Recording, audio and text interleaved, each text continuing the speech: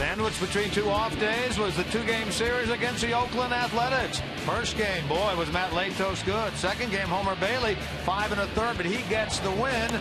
And some big hitting by the Reds as well, including 2 home runs from Jay Bruce. You saw Corky Miller in there as well. And Chapman closed it out on Wednesday afternoon to get the Reds a sweep of that two-game series. And now here this evening, beautiful skies on this Friday night as the Reds and the San Diego Padres get together in the start of a 3-game series. Tonight's game on Fox Sports Ohio, presented to you by Kia.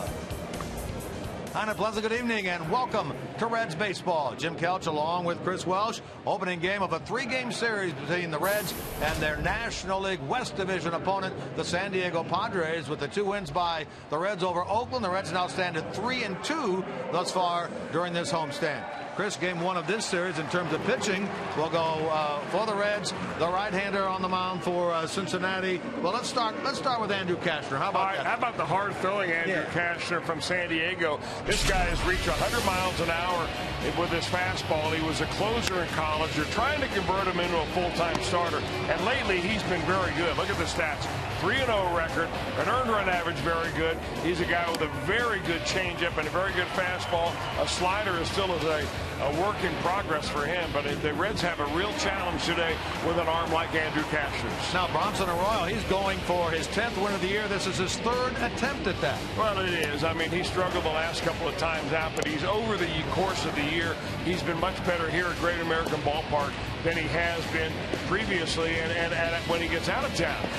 Bronson Arroyo is a guy that ought to really excel tonight because the weather has a nice thick humidity out there. That's really good for a curveball, and Bronson Arroyo, when he gets at home, you can see what he does. 6-3 at home versus the opposite record on the road.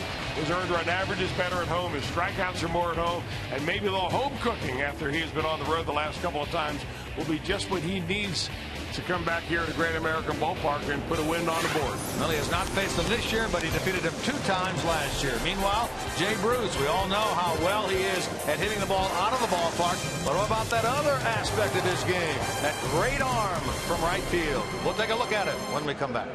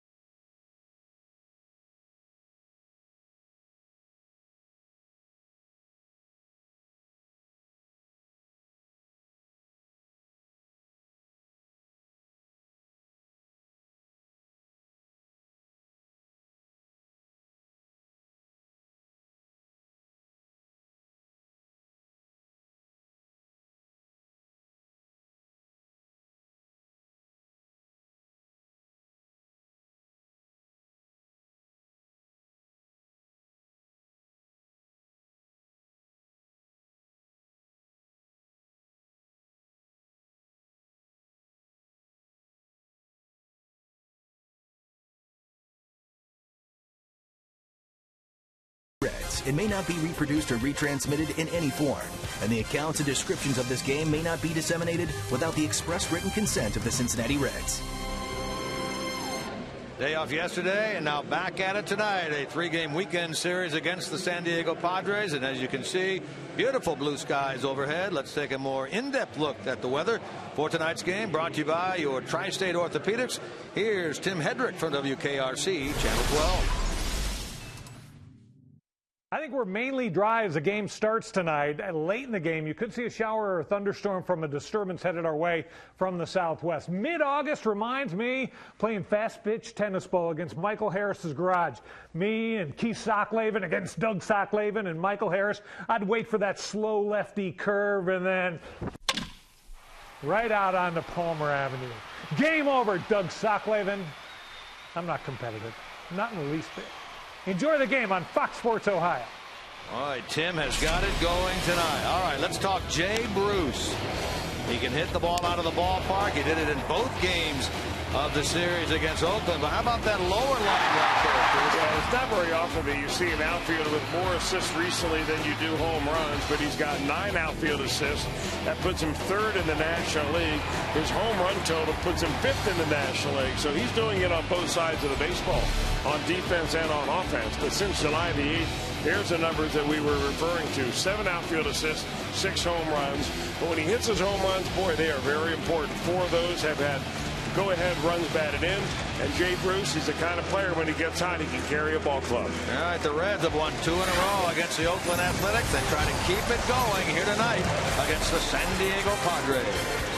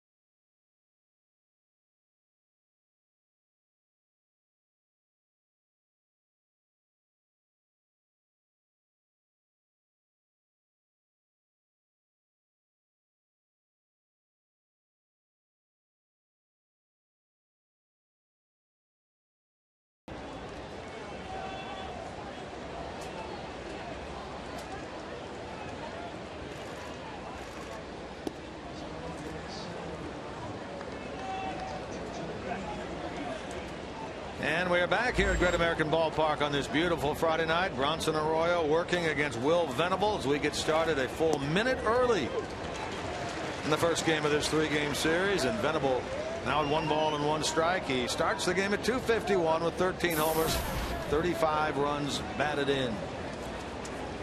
Great left-handed hitter. This lineup has 4 lefties and a switch hitter against the right-hander Bronson Arroyo. Bronson 9-9, 3.62 ERA, coming off that shaky start his last time out against Cincinnati, his shortest outing at 3 2/3 innings since the middle of 2012. Well, the Reds owe this Padres team a little something after that 3-game series out there, Chris. Yeah, they do. The Padres won 2 of 3 in that particular 3-game series at Petco Park. The Reds have come back, though, and since that time, they played pretty good baseball. I think they're 3-2 since that time. The Padres, since that time, have won only 2, and they've lost 4. Venable will be followed by Alexi Amarista and Chase Headley here in the top of number 1. Those games out in San Diego, the Padres won the opener 2-1 on the Chris Denorfia pinch hit 2-run homer in the bottom of the 9th inning against Chapman. Second game they won 4-2 on the 2-run double by Hundley in the bottom of the 8th inning. And then the Reds won the finale 4-1 when Homer Bailey threw 8 innings of 1 unearned run baseball. The Padres took 2 out of 3 out there.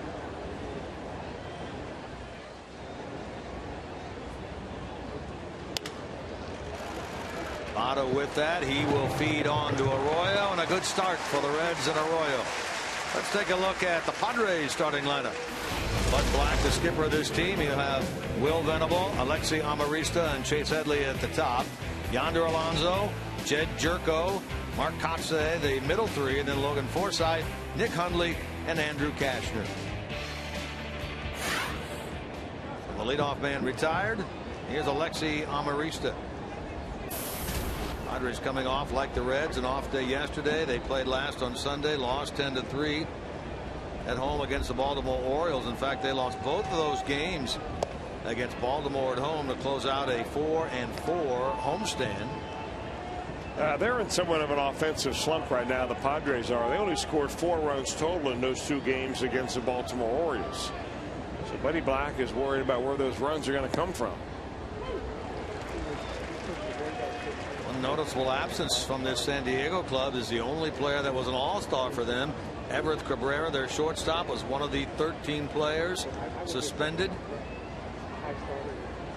due to the biogenesis situation down in Florida. This ball hit right at Phillips, and there are 2 ground balls, 2 outs. Behind the Reds right-hander Arroyo, here's how the Reds line up defensively, brought to you by your Ford dealers. It is Heisey, Chu, and Bruce from left to right. Frazier, Cozart left side. Phillips, Votto right side. A battery of Bronson Arroyo. And the activated today, Ryan Hanigan has been on the Reds disabled list since the 11th of July with that left wrist injury. Activated today, and Corky Miller placed on the disabled list with a right quad strain. Corky, remember, got into that collision on Wednesday afternoon with Alberto Callaspo of the A's at the plate on one of those assists that we were talking about earlier from Jay Bruce. Blocked the plate very well, did Corky Miller. There's Corky. Well, the timing of it all, I mean, it went pretty well for the Reds, given the fact that Ryan Hanigan is just now ready to come back off the disabled list. So one goes down, another comes through an open door. DL stint, of course, marked the 2nd time this year that Hanigan had been on the disabled list. He was on earlier with a left oblique strain. He also had that wrist issue, remember, the right wrist. He was on the DL from 4/21 until 5/10 the first time.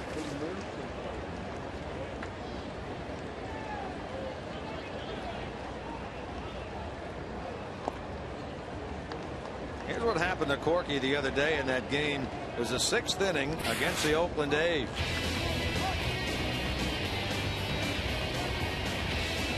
The right forearm injury knocked Callaspo out of that game. The right quad injury ultimately knocked Corky Miller out of that game. But boy, you saw him get right down in there and block that plate very well. That was the 9th assist this year for Jay Bruce out in right field. Corky in that game, it was team family day. They had the family game on the field prior to the game, so his wife and kids were here. They got to see the veteran catcher hit 2 doubles, drive in 2 runs, block the plate very nicely on that play at the dish. Chase Headley with 2 men out. He's a strikeout victim, and a good start for Bronson Arroyo. A 1-2-3 first against the Padres.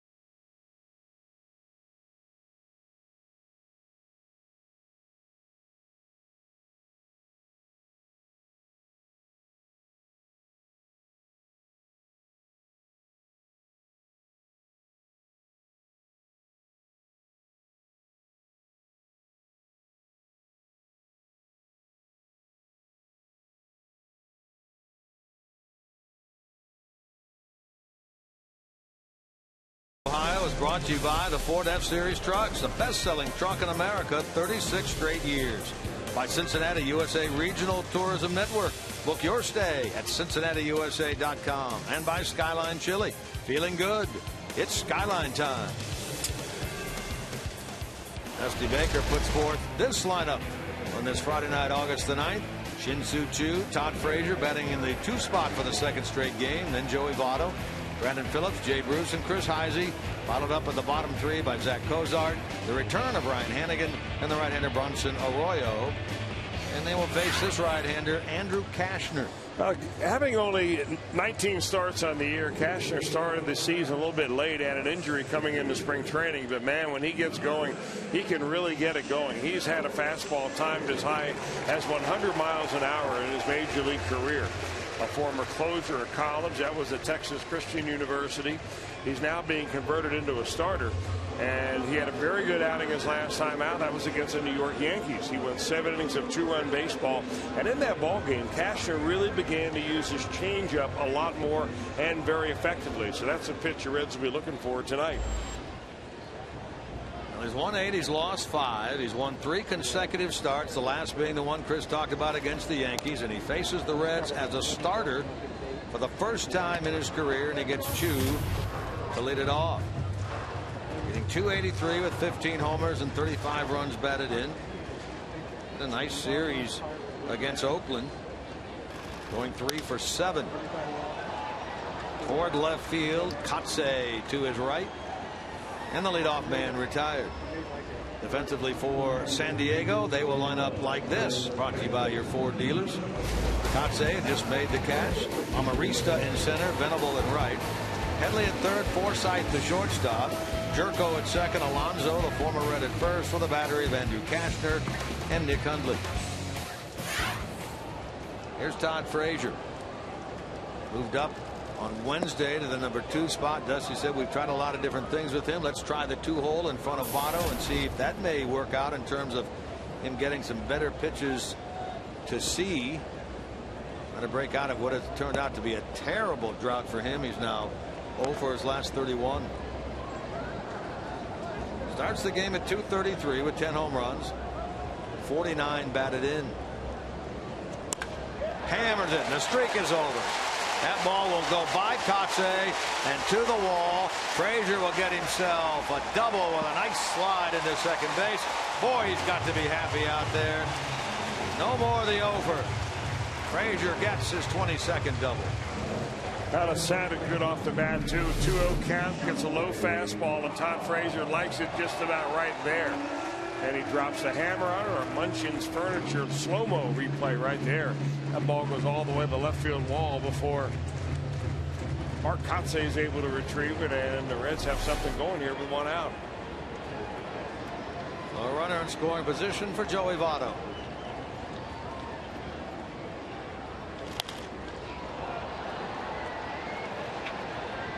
That one will get out of play. You know, when you're mired in a slump, the way that Todd Frazier's been mired in a slump, and you see him in batting practice or you see him in the clubhouse, it's almost, you know, like you have to avoid talking about the slump, quote unquote, because when a guy gets mired in something that gets bigger and bigger and bigger, and then all of a sudden people are talking about it all the time, and he thinks that you're whispering about it behind his back, it can become kind of uncomfortable. I was watching some of the reporters kind of interact with him recently, and it's almost like he's got the plague. And sure. and it's a weird thing, but man, oh man, to get the monkey off your back like that with a solid base hit, you know, got to be a lot easier to do on it. Let's check in with Jim Day on more on Todd Frazier's 0 for 31 that just ended. Well, is there anyone that knows hitting better than Pete Rose? Pete was in town recently, and Pete sought out Todd Frazier on Wednesday, and he wanted to talk about hitting. He said, I've noticed a couple of things you're doing. Try this, try that. They talked for 10 minutes, and obviously it worked. Double first time up, so the hit king strikes again. Pete makes a suggestion about hitting. I gotta believe that is something you want to listen to and take to heart. That's for certain. Otto now chokes up with 2 strikes.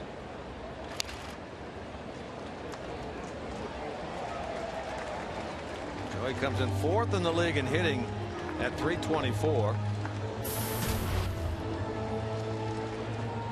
17 home runs. He's driven in 52. He had a pair of multi-hit games against Oakland. 2 for 4 on Tuesday, 2 for 5 Wednesday afternoon.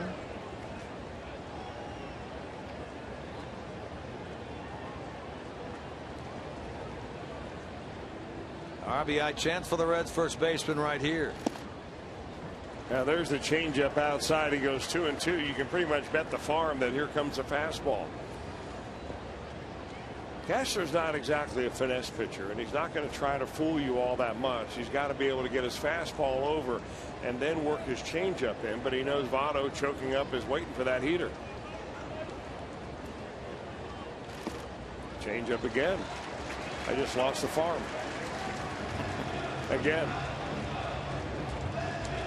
Cashner, of course, is a former Cubs pitcher who came over to the Padres January of 2012 in the Anthony Rizzo deal.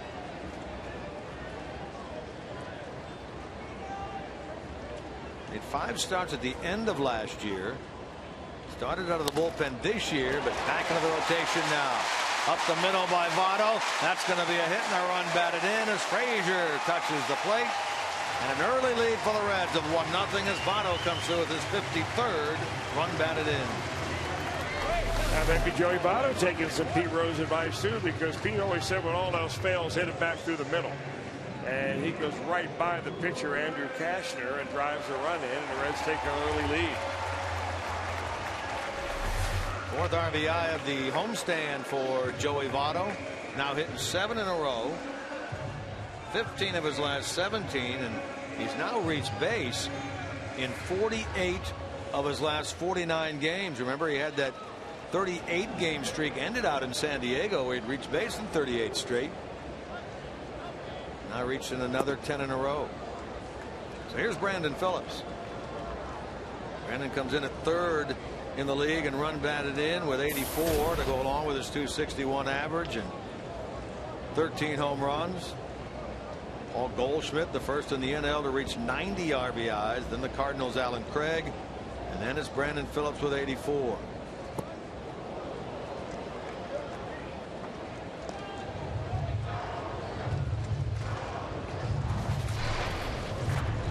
Phillips a hit, a single, and 4 at bats on Wednesday, so he comes into this game having picked up a hit in 5 of his last 6.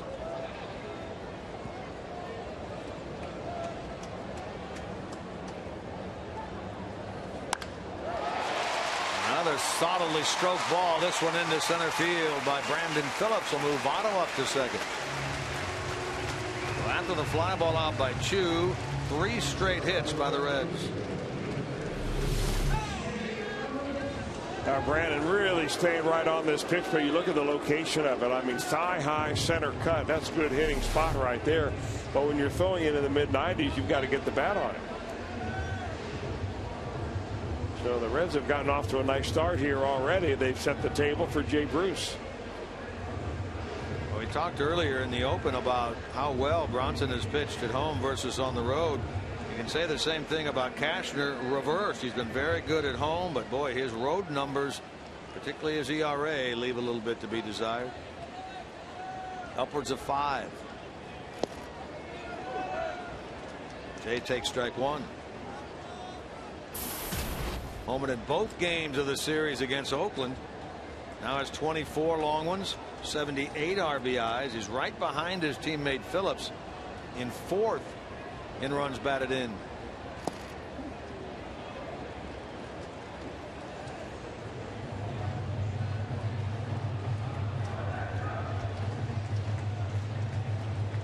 Votto leads away at second. Phillips is over at first. Already a run home. 1-0 Reds here in the bottom of the first.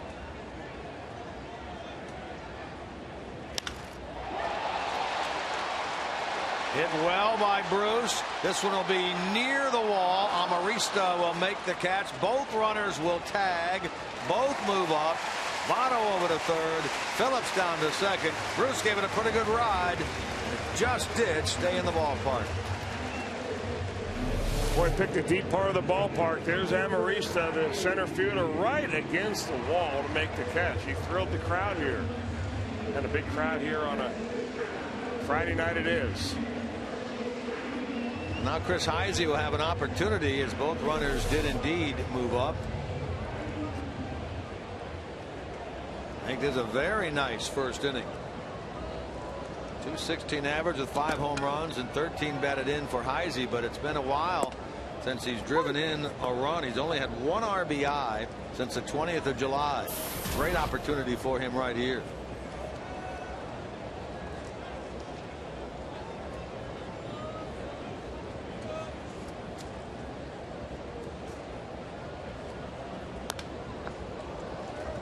He quickly finds himself in the hole, 2 strikes.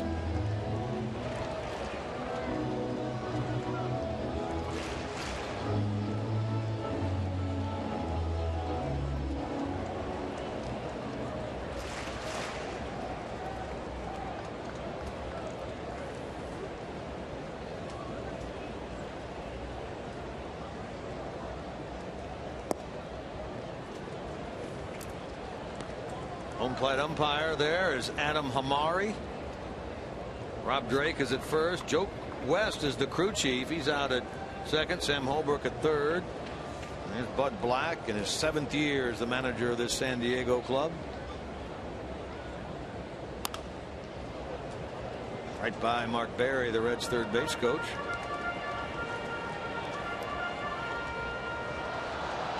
The Reds begin the day a dozen games above 500. 63 and 51. This Padres team 10 under at 52 and 62.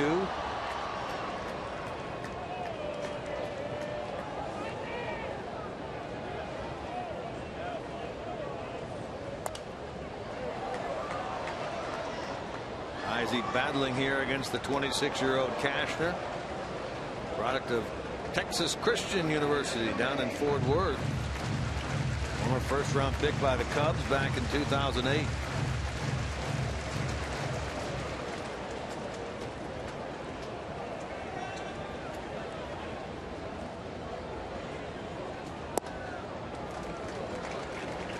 He's working him down and in, isn't he? Well, he's trying to get it inside, thinking that he's going to be able to run that fastball down. And Heisey, who likes the ball up, will maybe swing over the top of it. A lot of pitches here in the first inning on a humid night here in Cincinnati.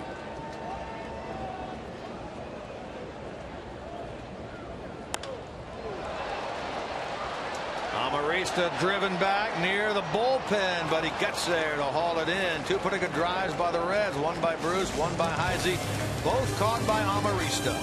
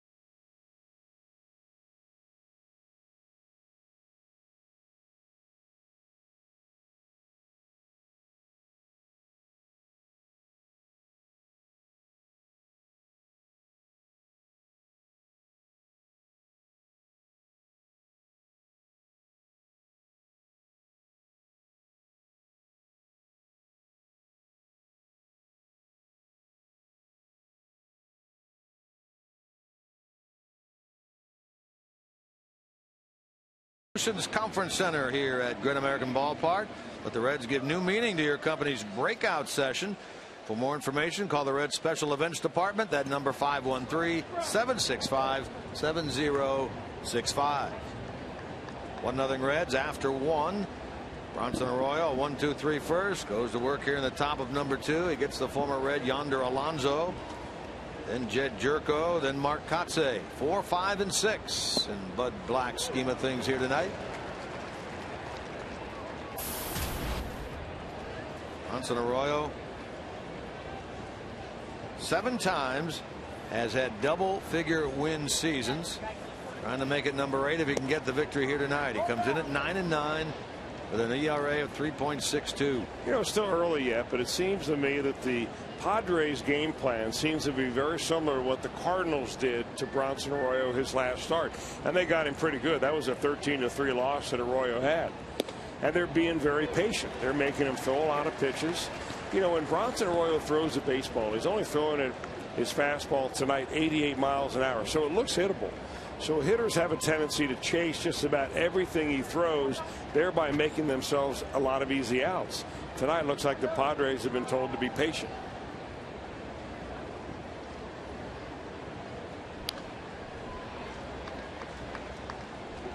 Because really what happens is that when you get 2 strikes on you, you know, obviously you're in a worse position as a hitter than you are when you're ahead in the count. But against a guy like Bronson Arroyo, who doesn't have a put-away pitch, all of his pitches kind of combine for the whole makeup of Arroyo. He doesn't have that one put-away slider that he can go to. So he nibbles a little bit here and there. He takes a little bit off. He runs a fastball up. He sidearms you with a curveball. But if you tell yourself in the first time you get in the batter's box, I'm going to be, you know, patient here. I'm going to shorten up from the very first time I swing the bat. That's at least the strategy the Cardinals put on him.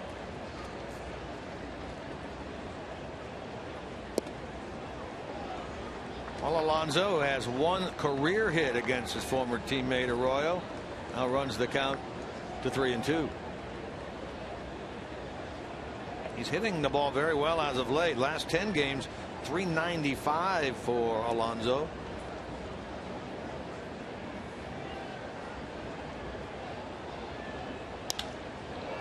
Cracks this ball to center. Chu chasing near the wall, and he gets there. Oh, he almost stumbled and fell down, but he makes the catch, and Alonso a long, loud out for the first out here in the top of the 2nd.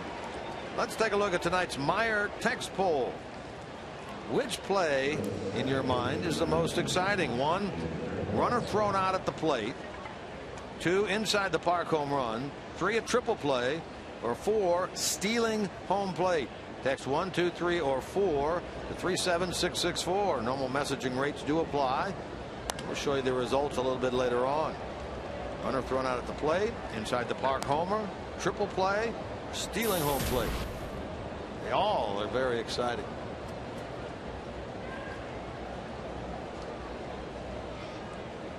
First 4 set down by Arroyo. Now he gets Jed Jerko hitting just .246 with 10 home runs. Driven in 31. Jerko we saw in San Diego, and he's a guy, if you only scout by body type, you want to keep the ball away from him. Short arms, he kind of reaches for the ball that's away, and Arroyo, if he comes inside, it'll just be to set him up. Gets him to chase that one off the plate, and Jerko becomes the 2nd strikeout victim of the game for Arroyo. He was the first one really to come right after Arroyo, start swinging the bat as soon as he got in the batter's box. No way he's ever going to catch up to it.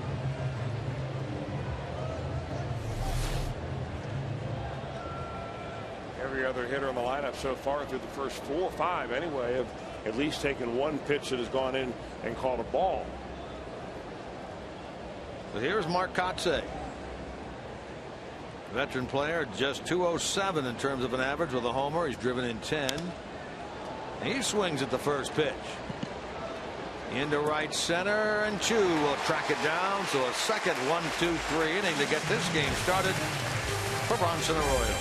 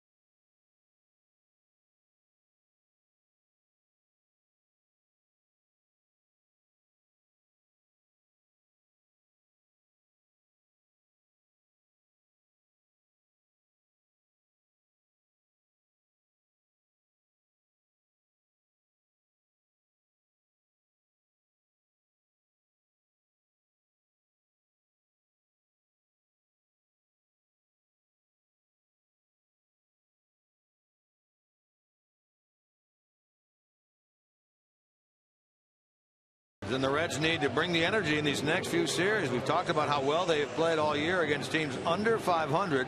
They've got the Padres at 10 under. Then the Reds go to Chicago for 3. They're 14 under. Then Milwaukee. They are in last place in the NL Central. Then Arizona, which is only 3 games over. The Reds coming into action tonight 43-21 against teams under 500. Hey, if that's the way they do it, let's take advantage of it. Well, at the end of the year, they don't ask you who you beat. They ask you how many times you beat somebody. And that's the key, obviously. Now they're going to play some teams with above 500 records here between now and the end of the year.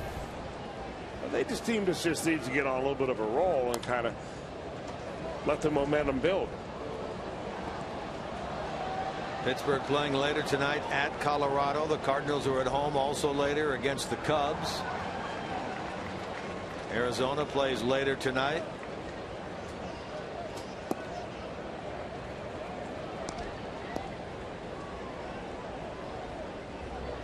We'll keep an eye on those games as they start later. A-Rod's home debut against Detroit, delayed by rain. Forsythe goes to his right and makes that play, and so Cozart is a 6-3 out to start the bottom of the second. Well, right now on FoxSportsOhio.com, Bengals fans are learning what Buckeyes fans already knew. What are the 5 things we learned from the Bengals win last night down in Atlanta? And join Hal McCoy for a live chat right now. The complete coverage of all of today's action involving Ohio sports brought to you by 1-800-SAFE-AUTO. Drive safe, spend less. Take in any of that action last night, Chris? The Bengals win down in Atlanta? No.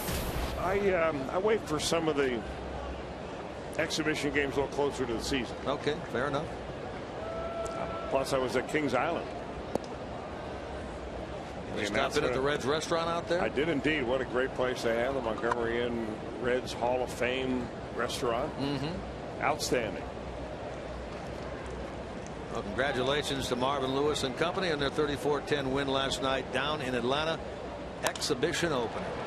Hanigan for the first time in a month, and he flies out on the 3rd pitch he sees to right field. Another R2 out. He went on the DL on the 11th of July. Last played in Milwaukee on the 9th when he went 0 for 2 up there. And he's back today. Again, in case you missed it, Corky Miller goes on the disabled list with a right quad injury that occurred in the game Wednesday when he was blocking the plate in the 6th inning of that game.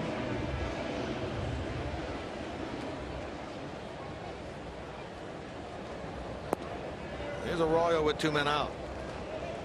Bronson, the owner of 3 hits this year, 38 at bats.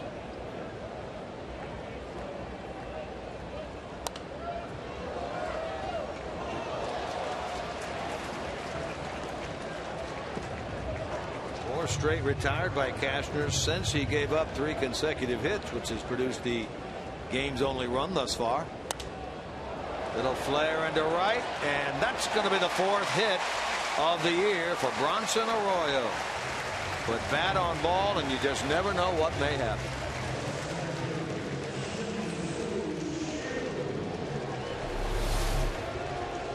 He, like Joey Votto, don't choke up a little bit. He got to pitch up way out on the end of the bat. But as you said, Jim Kelch, you put the ball in play, you never know what's going to happen. Well, the Reds now have 4 hits and a runner on.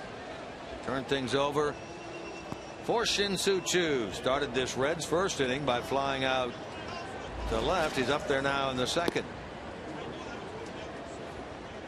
Choo has never faced Cashner prior to this year, of course, being his 1st year in the National League. Really been swinging a good bat as of late. Choo, .336 over the course of his last 29 games coming into tonight. Well, he has been 2nd in runs scored, 2nd in on-base percentage in the National League behind his teammate Joey Votto, it seems like, since the first week or so of the season. Comes in at 73 runs, 2nd to Votto's 85, and a .418 on base, 2nd to Votto's .438. And to keep the bottom of the second going.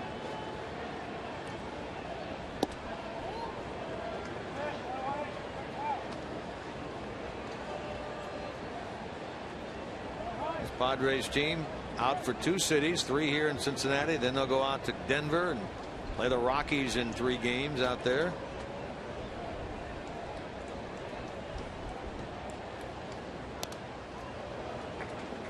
They have not been, Bud Black's club, a very good road team this year.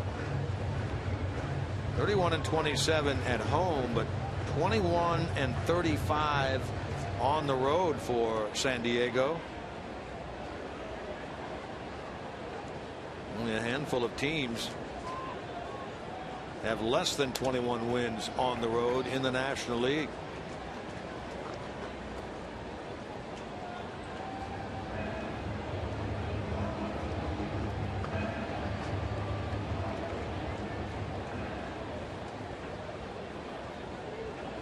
Chu only played in the 1 game in that series out in San Diego after rolling his ankle, sliding in the second late in that series against the Dodgers. He's a strikeout victim here. The first of the game for Andrew Cashner puts an end to the Reds' second.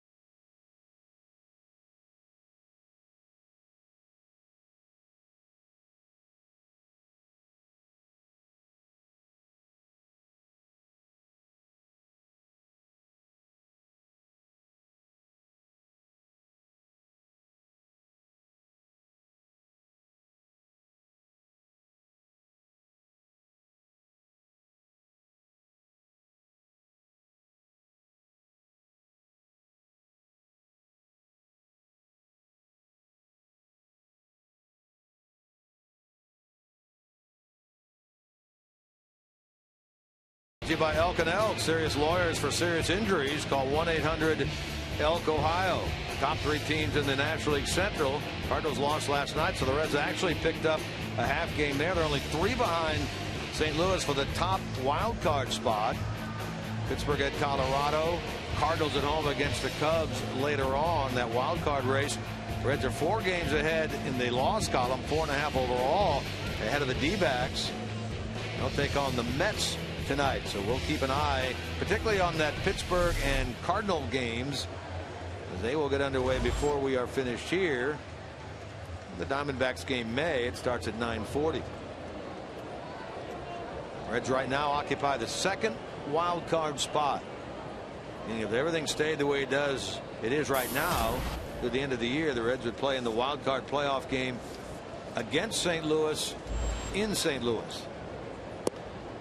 Of course, they hope to make major changes to that. Arroyo against the bottom 3 here in the Padres order. Logan Forsythe, the shortstop. Only his 4th career start at short tonight. We mentioned Everth Cabrera out for the rest of the year, that 50-game suspension. Yeah, the Padres are not only missing Everth Cabrera, but they're also missing their main RBI man, Carlos Quentin. In the air by Forsythe to left. This will be handled by Heisey for the first out. Quentin's a guy that really bats normally in the middle of the order. He's been out with a knee injury. That is, he's missed his last 6 ball games, and they're talking now seriously about putting him on the disabled list. So it's sometimes not how you play, it's who you play and when you play them. And the Padres certainly a couple of men short right now with Cabrera gone and Quinton out of the lineup. Well, they have 2 other outfielders that they'd like to see out there on a everyday basis that are on the DL as well. Most notably Cameron Maben, their center fielder, who's out with a left knee sprain. Kyle Blanks, who had an Achilles injury that's put him on the DL. Recently lost Jason Marquis to an elbow injury. Phillips handles that, and there are 2 men out. That is 8 up and 8 down by Bronson Arroyo. You've got the pitcher Andrew Cashner. You know, after throwing 145 starts in the major leagues, you'd think it becomes easy for a guy to just turn the page after a bad game, but it's not always the case. Sometimes it stays with you. Of course, Arroyo last time out got walloped around by the Cardinals, gave up 7 runs in a little over 3 innings. But he knows how important this ball game is, and he knows that you can't do anything about what happened last week.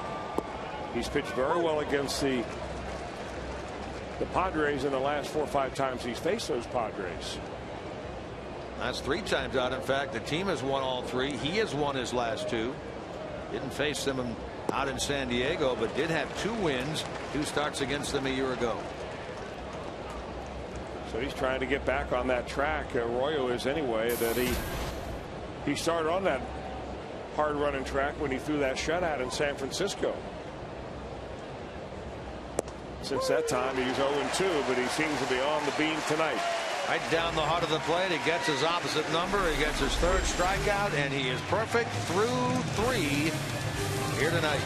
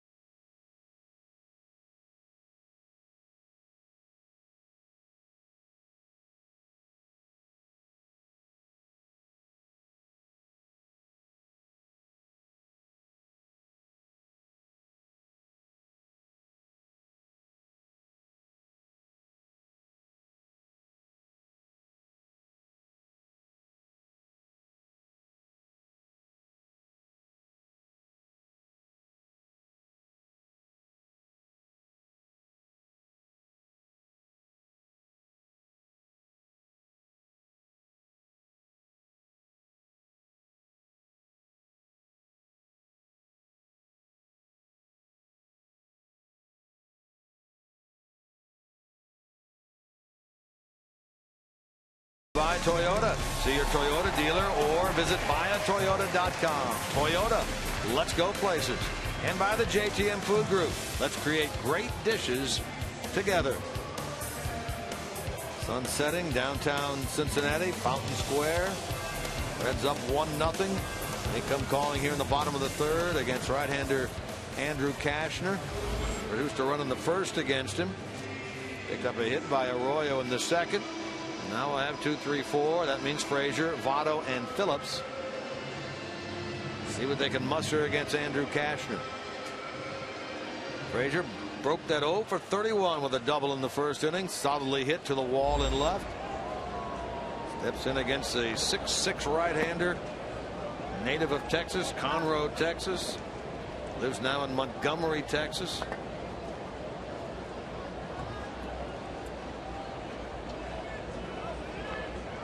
Of course, for most of us, we don't know the difference between Conroe and Montgomery. Could you Fill us in on that. If I could, I would. I can tell you this, down near Fort Worth, I believe. Dallas, Fort Worth area. Okay. Big state, you know. Well, a lot of good pitching in that state, too. Of course, the Reds have Homer Bailey from LaGrange, Texas. A 4-pitch walk issued to Frazier, and so Todd is on to start the bottom of the third. Now tonight's Ohio Lottery Mega Millions jackpot worth $28 million. Remember, the drawing is tonight at 11 p.m. A little more than 3 hours from now.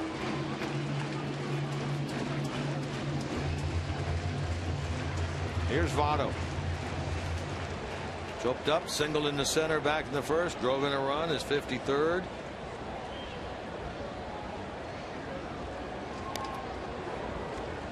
Also marked his 136th hit.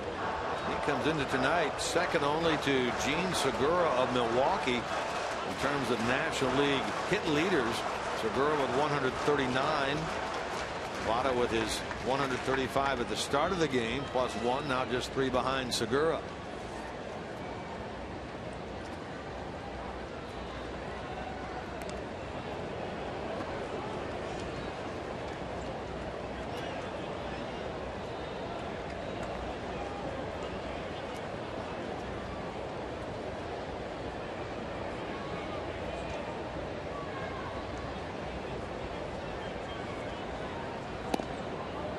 Of the Brewers, Reds will see them on the next road trip. They've now lost Ricky Weeks with a hamstring injury, it looks like.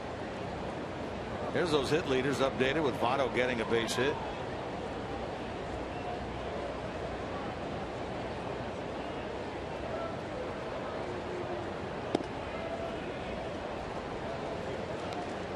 Brewers are playing later tonight, West Coast against Seattle.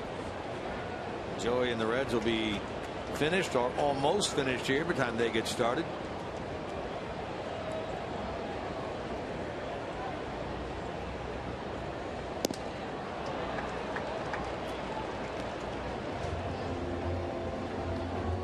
Now, Cashner, as you mentioned, was drafted in the first round in 2008 by the Cubs, but he was also drafted 3 other times, twice out of junior college, once out of high school. Of course, none of those were in the first round, and he finally ended up being a first-round pick, got a big-time bonus. Rolling the dice right there. And he was a guy that really, in that 2000 draft, many scouts thought that he had the best quote-unquote arm in the draft as far as just pure stuff. When he was a closer at TCU, he was a guy that touched in the high 90s in the minor leagues with the Cubs, and then in the major leagues he touched 100 miles an hour. So really what you're seeing with Andrew Cashner is a young man being converted from reliever to starter. Maybe the same thing that you'll see eventually with Aroldis Chapman if the Reds decide to go back and take that path again that they had considered in spring training this year. It's not an easy thing to do. You have to develop your other pitches, though I'll tell you right now, just from watching Cashner, I'd say Aroldis Chapman is far ahead of Cashner as far as the development of a breaking ball. Votto puts a charge into this ball. Venable near the wall. He can't get it, and it bounces off the wall and a long way away from him. Frazier being waved around by Mark Berry, and there goes Votto with a slide into third and an RBI triple. 2 for 2 tonight, and a 2-0 Reds lead.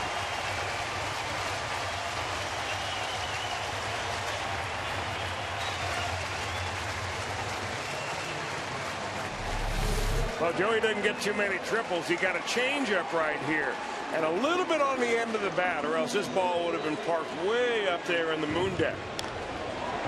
He kind of turned Will Venable around on this. He wasn't sure which way to turn. It hits off the base of the wall. And Todd Frazier never let up. He easily scores, and Joey Votto in with a rare triple. That ball hit off the wall on the fly, and boy, that had some jump to it when it came off the wall. Venable had a long way to go to chase that down.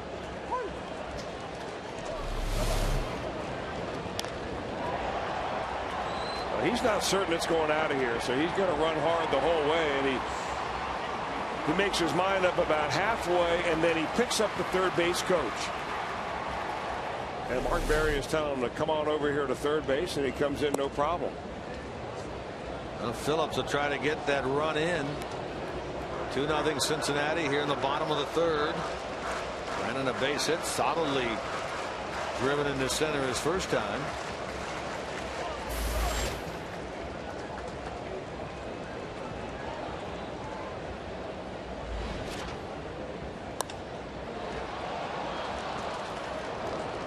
That one caught by Jerko for the first out.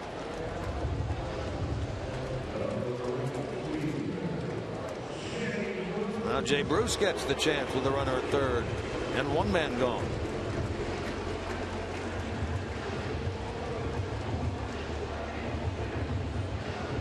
Votto now at 54 in terms of RBIs.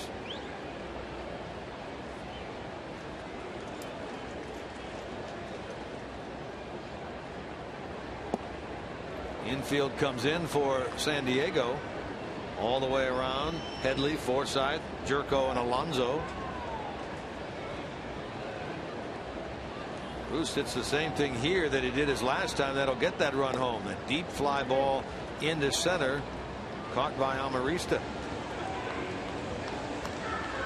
Cashner's really struggling with that breaking ball, and he's not exactly dotting the I's where he wants to with the fastball. Looks like right now he's just a young man with a good arm and having a hard time to put it where he wants it. That's a good changeup. You know, in a way, the Reds are responsible for the Padres getting Andrew Cashner.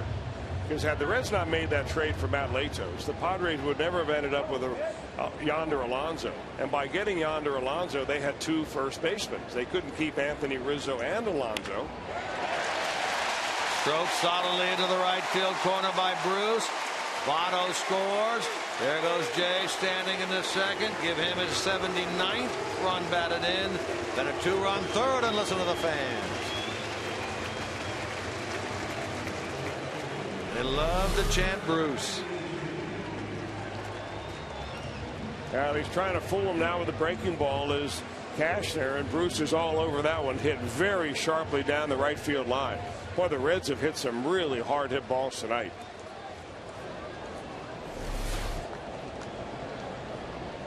Bruce, double number 32, ties him with the aforementioned Anthony Rizzo for second in the National League. And he leads the National League in extra base hits now, does Jay Bruce, with 57 of them.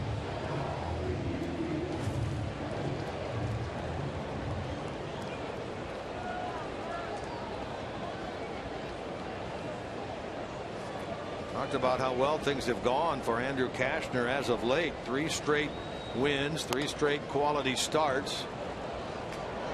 He'll get a second out of the inning here on that ball hit by Heisey. So far tonight, 3 runs, 6 hits allowed by Cashner, trying to get what will turn out to be the final out of the third. Don't forget, coming up a little bit later on in tonight's broadcast, we'll have our Miller Time moment of the night, brought to you by Miller Lite. They're really amazing, though, when you consider it. Here, Andrew Cashner comes out here. He's throwing the ball, his fastball, anywhere from 94 to 97 miles an hour tonight. And he has just given up bolt after bolt. 6 hits in 2 2/3 innings. 3 runs in. I mean, how do you figure a guy that would throw that hard would be getting hit around the ballpark as hard as that is tonight? I mean, when a lot of times all you do is scout by the radar gun. So the infatuation with the fastball sometimes might be overrated. That's a question that only you can answer. Well, no, I don't answer it. I just pose that question.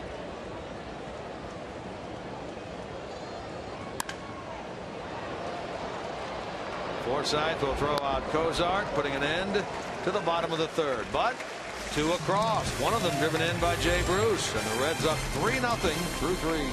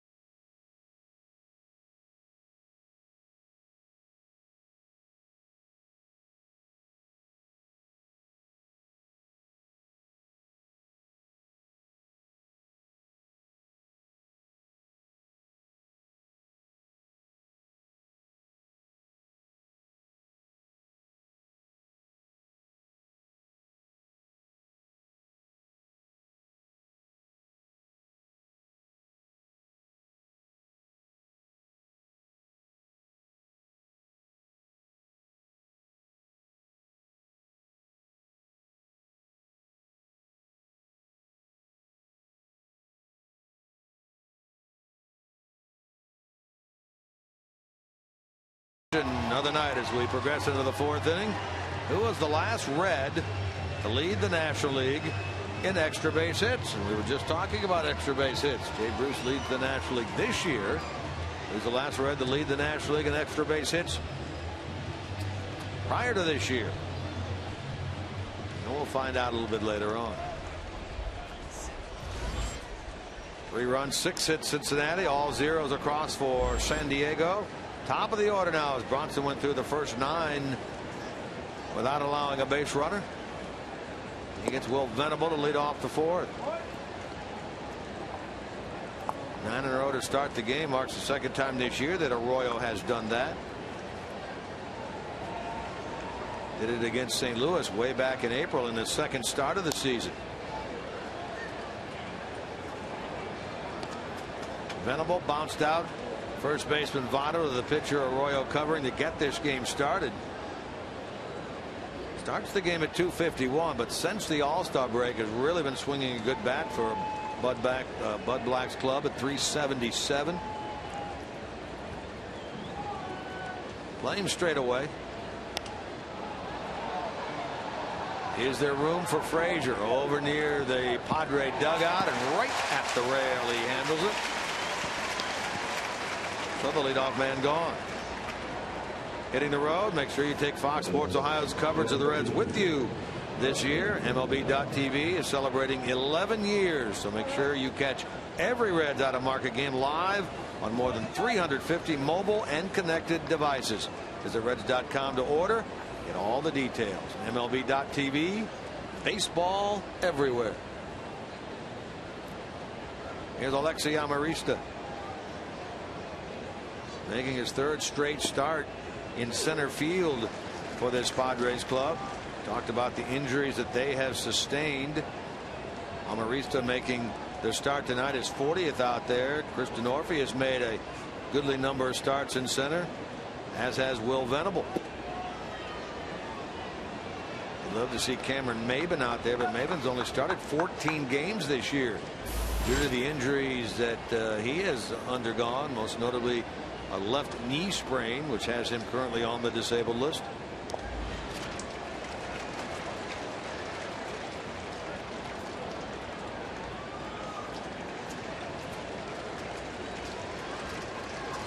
Amarista bounced out. Phillips to Votto his first time.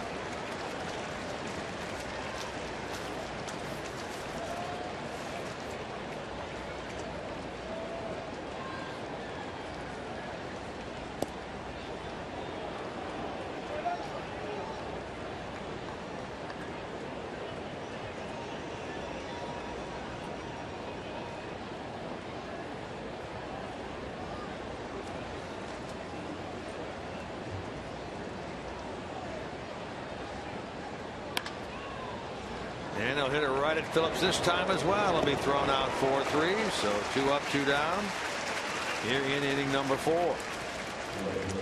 Remember, Reds fans, if a Reds home run, it's the Toyota sign during tonight's game. That's out in right center field. Coach Andy Oles from Mainville, Ohio, will win this beautiful new Tundra that's on display here at Great American Ballpark. You can register for your chance to win at an upcoming game by visiting your Cincinnati and Northern Kentucky Toyota dealers. Truck out there right above the Reds bullpen in left center. Sign is out in right center, right between the power stacks. There's the truck way above the Reds bullpen, right between the power stacks. There's your sign. 2 out, no one on.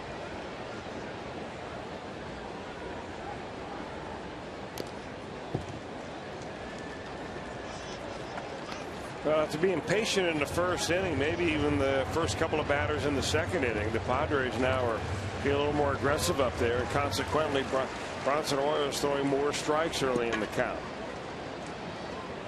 He's got 9 first pitch strikes already in this game out of the 12 batters he's faced.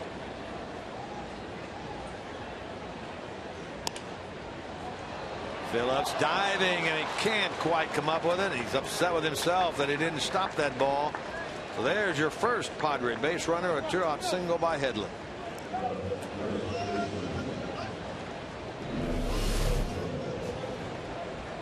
A little sidearm fastball that was sinking down and away from him, and Headley just able to get it right by Phillips.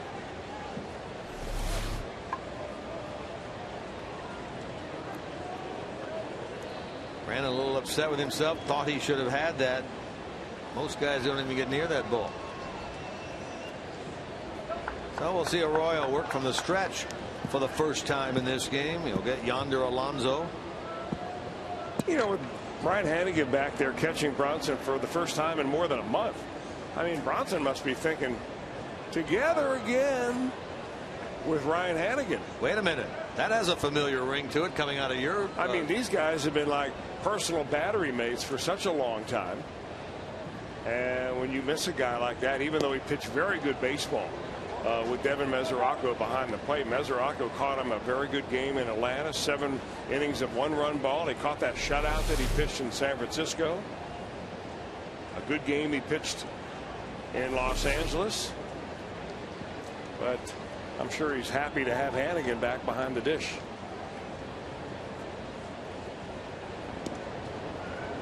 Breaking into tune again on that, because that sounded very familiar to me. Well, from a it couple did of years me too. ago. I'm not really sure why. I'm having flashbacks that they're you, Bronson, guitar, rainy day at the ballpark.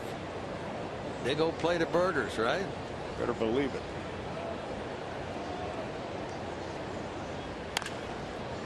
Smash, but right at Phillips, and that puts an end to the Padre 4th inning. So their first hit and their first runner stranded here in the 4th.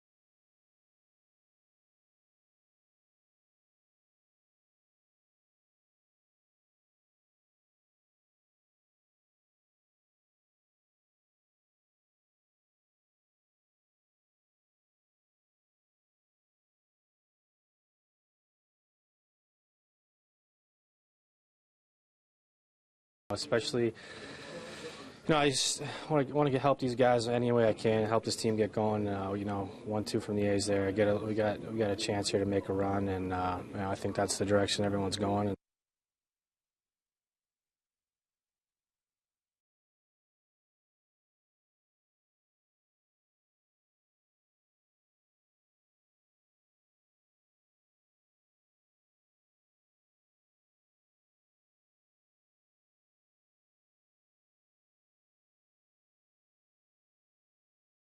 And learning. I don't know if I was benefiting though. I mean, sit on the bench isn't fun, you know. Especially, you know, I just want to help these guys any way I can, help this team get going. You know, 1-2 from the A's there. We got a chance here to make a run, and you know, I think that's the direction everyone's going.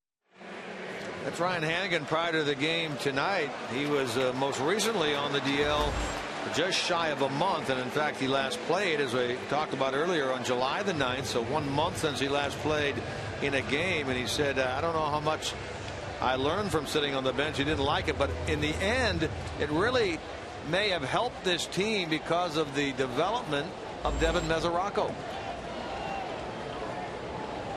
Here's Hanigan leading it off, bottom of number 4. Fly to right his first time. That's what they said about Wally Pipp, wasn't it? Yes, indeed it was. Thanks a lot for getting hurt so we could give Lou Gehrig a shot. I don't think Hanigan's been pipped, but I understand your analogy.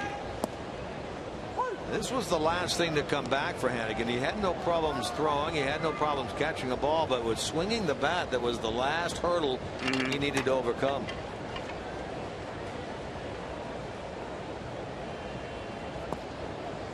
Playing in only his 47th game of the year. Started the night at 193 with a couple of home runs. after a very slow April. He really started to pick things up in May. Again, was hitting the ball pretty well in July early on prior to his month-long stint on the disabled list.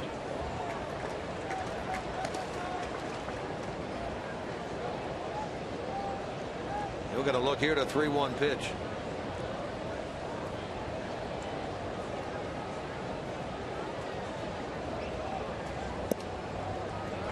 Ball 4, and that's the second walk issued by Cashner. Bronson Arroyo will bat as we go back to our AT&T trivia question. Who was the last Red to lead the National League in extra base hits? How about Dave Parker, the Cobra, 1985. Boy, we send out our best to Dave Parker. We understand he's under the weather and battling a very tough condition, and we certainly send our best wishes and prayers out there to Dave Parker, the Cobra. What a teammate, what a guy, one of the funnier guys you'll ever be around, and one of the most intimidating players ever to play the game of baseball, because when he broke his jaw, and I can't remember how he broke his jaw, but he came back and they had fitted his helmet with like a football face mask, and he stood up there and come around in third and headed towards home, ready to score a run. There wasn't a catcher in baseball that wanted to get in his way. Corky Miller might even get out of the way of the Cobra. Everybody get out of the way of the Cobra then. Well, Dave, we wish you the best. Suffering from Parkinson's. You know, Dusty Baker was talking about Dave Parker Wednesday prior to the game, asked about the Cobra by some reporters, and he said, I always remember the line that Parker used. He said, when the leaves turn brown, I'll be wearing the batting champion crown. Funny things like that stick in your mind. They stuck with Dusty Baker all these years.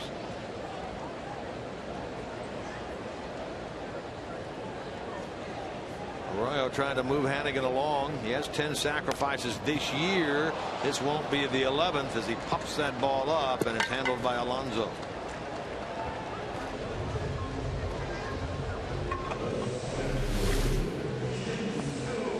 Well, a guy like Cashner, you would think would be a tough guy to bunt on, especially if he cuts his fastball loose, because that high fastballs are tough to pitch to get on the ground. So he gets a pop-up out of Arroyo, easily the best bunting pitcher on the Red staff.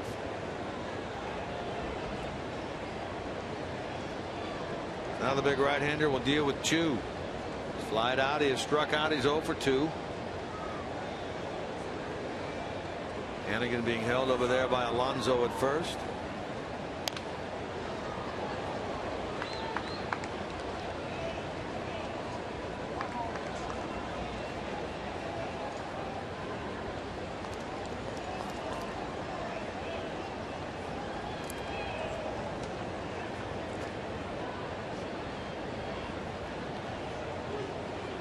Nothing Reds here in the bottom of the 4th. First game of this 3-game series. These teams will go at it again here tomorrow night at 7:10. That means Reds live beginning at 6:30. Lefty Tony Cingrani against right-hander Tyson Ross. And then Sunday afternoon at 1:10, Mike Leake against the newest member of this Padres club, former Diamondback, former Yankee, Ian Kennedy. Chu chased one down and in. He is strikeout victim number 1. Check that number 2 for Andrew Cashner. The news and notes around Major League Baseball. The Tigers, 12-game winning streak. They play tonight. They lead the American League Central by 7 games, but that pales in comparison to the lead that the Atlanta Braves have. They bring a 13-game winning streak into action tonight, and an unbelievable 15.5 game lead in the East over the Nationals. A-Rod, we mentioned earlier, his first home game of this year was delayed at the start, and now underway in the bottom of the 1st there with the Yankees leading 1-0. We mentioned that the Braves have won 13 in a row. The Tigers have won 12 in a row. Interesting note by Joel Luckham. It's the first time in the modern era of baseball with 2 active winning streaks of at least 12 games. The first time in the modern era of baseball, 1900 plus, 2 active winning streaks have reached at least 12 games. Force out at second base off the bat there, and that will end the bottom of the fourth.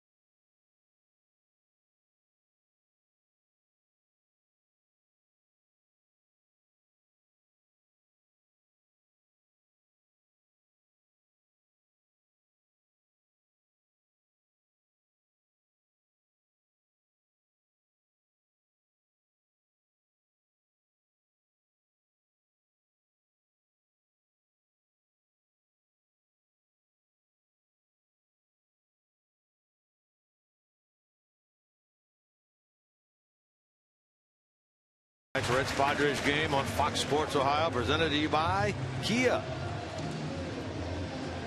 We're through 4. Reds leading by a score of 3-0.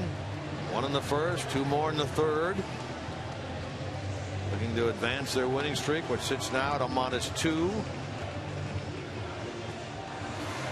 Getting the first game of this series against the Padres.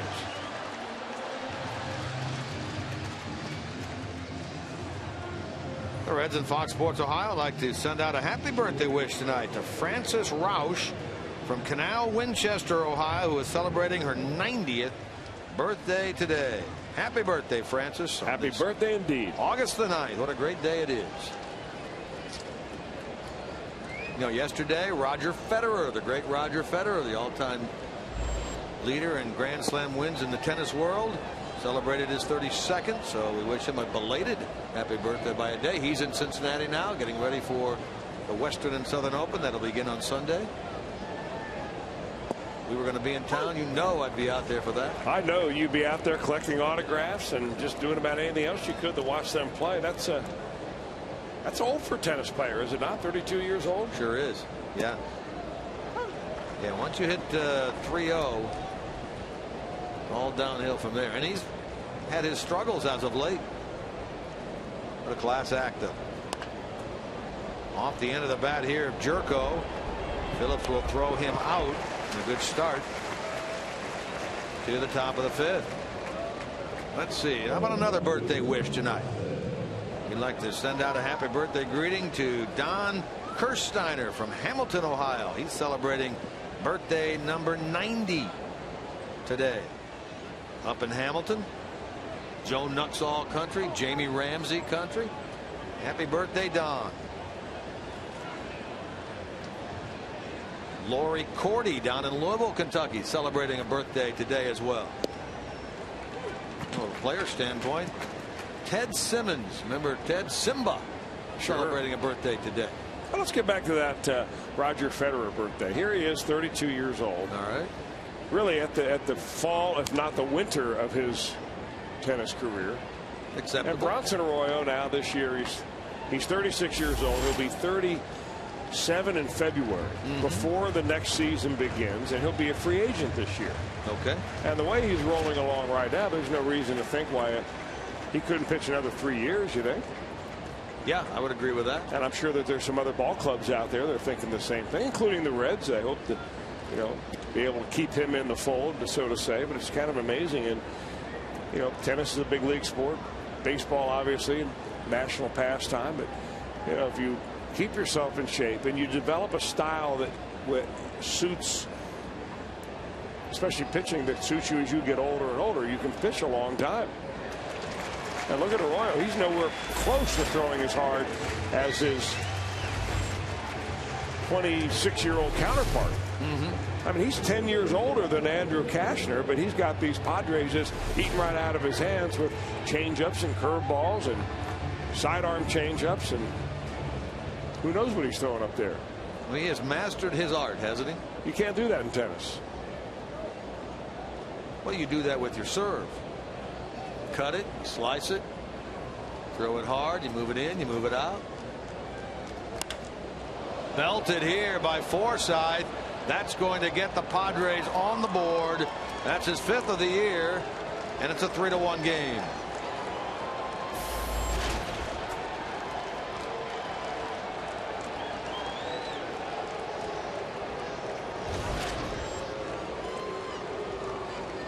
Well, Logan Forsythe had a terrible month of July, trying to rebound here in August, and he catches a hanging breaking ball. Yeah, he certainly does. And, you know, when you throw him right there and you're looking kind of for a breaking ball, you're going to hit it a long way. Forsythe, a middle infielder. He played second base when the Reds were in San Diego.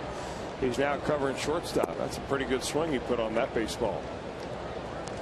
Bronson gives up his 19th home run ball of the year, his 10th here at home. But a far cry.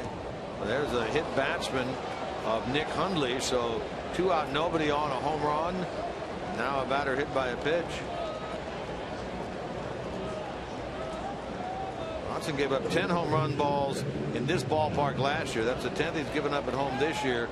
Remember, 2 years ago he gave up 27 here at home. America's new sports network is almost here. Fox Sports 1 will be your home for live sports shows like Crowd Goes Wild, Fox Football Daily, and Fox Sports Live. The news and highlights show fans have been waiting for. America's new sports network, Fox Sports 1, premieres August the 17th, a mere 8 days from now.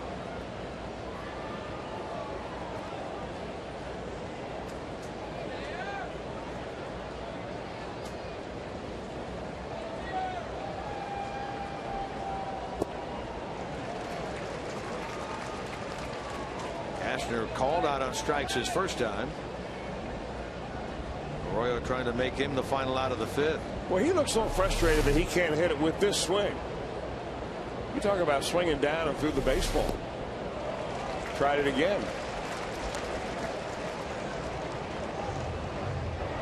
No pushover at the plate. He's a plus 300 hitter at the start of the night, hitting .303 with 10 hits this year, including a home run ball.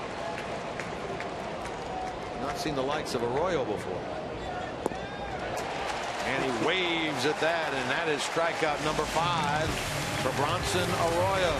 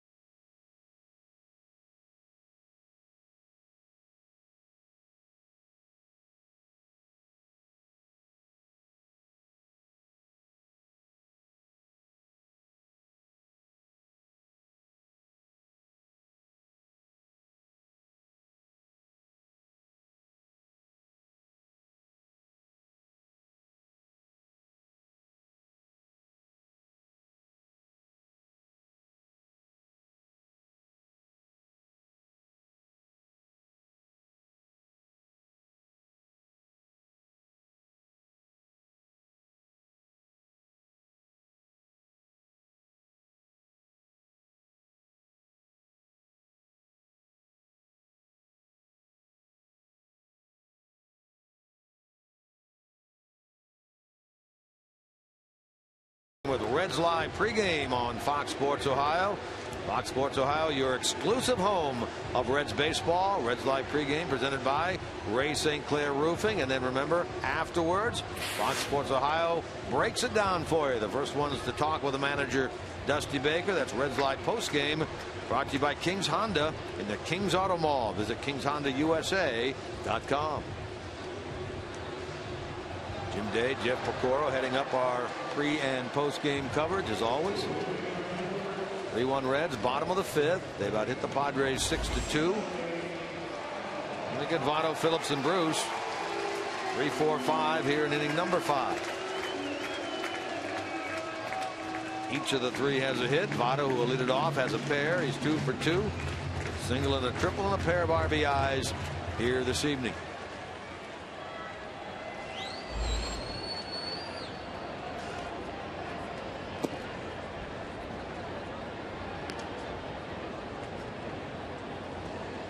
Underway now in St. Louis. No score, bottom of the 1st. Cubs and the Cardinals.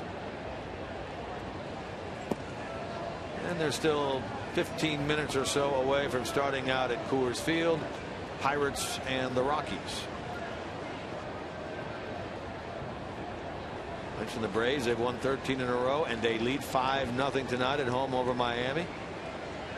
Making a mockery of the NL East. Team that was a wild card team last year, Atlanta, finishing second in the NL East behind the Nationals. I may have to ask Joel Luckup the question if in the new division arrangement in baseball, where there's 3 in each league, whether a team has ever won by 15.5 games or not, because the whole idea of making more divisions is to make it more competitive. Your wish is his command. He'll have it in a moment. Otto draws the walk. Third time Cashner's issued a free pass. So Joey's been on 3 times now in this game. Leadoff man on for the 3rd straight inning for Cincinnati, all via walks by Cashner. Here now is Phillips. Base hit in the 1st. Little soft line drive to the second baseman, Jerko, in the 3rd.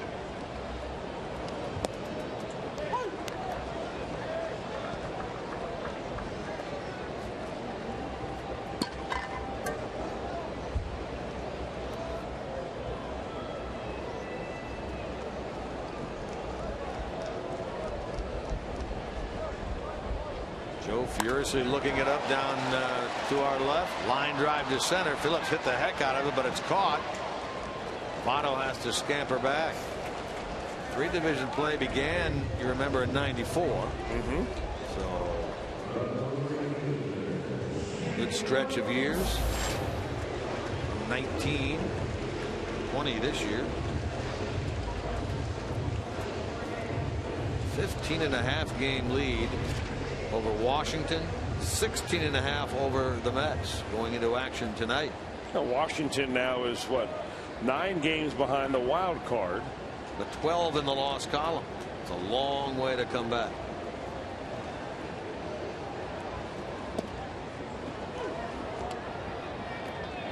So here now is Bruce. Doubled home run on a scorcher to the wall in the 3rd, out into right field, meaning he has a modest hitting streak going of 4. Talked about the Cobra in '85, Dave Parker, the last Red to lead the league in extra base hits. That is where Bruce sits right now with 57.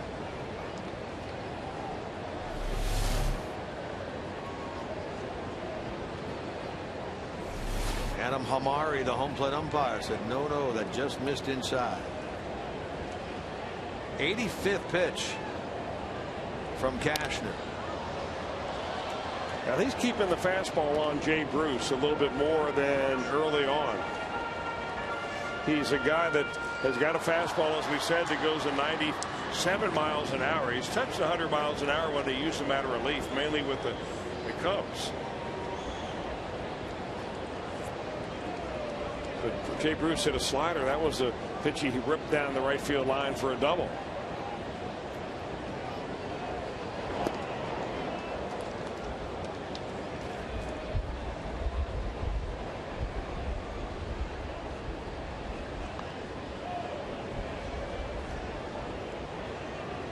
Joe come up with an answer? Well, he's feverishly looking through all the game-by-game logs. And what did he come up with? Well, in 03, the Giants won the division out west by 15.5 over the Dodgers. But the year before, 02, the Braves won by 19 games. The Giants, is that a Dusty Baker year? That was the first year after Dusty was gone. His first year with the Cubs. That would have meant they won it by 19 games, and roughly they had that thing wrapped up by just after Labor Day, a few days after Labor Day.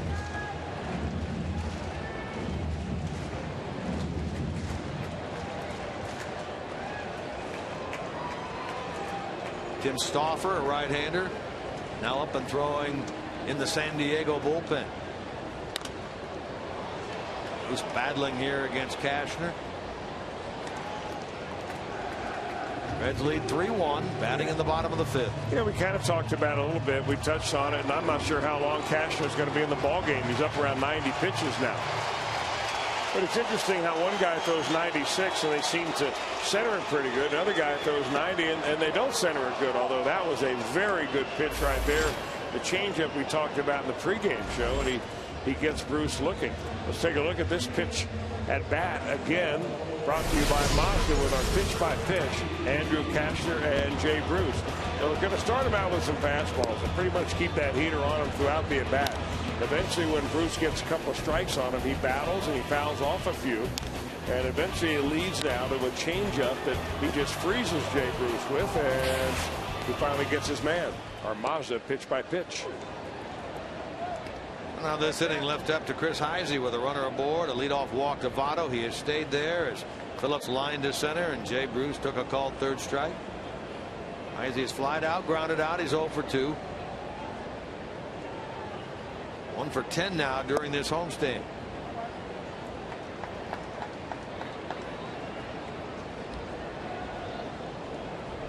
Cashner's had some problems. In fact, he's had a physical problem that is very similar to that what Johnny Cueto has right now.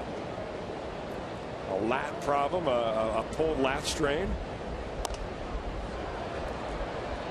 Originally called up by the Cubs in 2010, where he pitched 53 games out of the bullpen. And then in 2011, he was named a starter right out of March when he left camp. He pitched 1 ball game, and then he went on the disabled list with a rotator cuff problem. And in January 2012, he was in that trade with Anthony Rizzo, going from Chicago to San Diego. And this year he came to camp after puncturing his hand with a hunting knife while he was dressing out some game that he killed. He was with somebody else. What? It was actually his hunting partner. Yeah. Was helping. I guess they were skinning a deer, and in the process his partner's knife went through his hand. It didn't require a lot of stitches, just a couple of stitches, but it did cut right through the ligament. So he had to have surgery to have that repaired, and he got a late start on the season. Interesting, though, that you talk about the fact that Cashner last year had that right lat problem that forced him to miss 2 months of the year. Here we have Johnny Cueto. He's been on the DL this most recent time since right at the end of June, so he's working on about 5 weeks.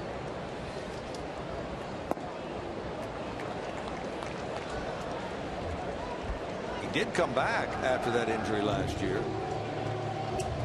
Made 5 starts down the stretch for the Padres.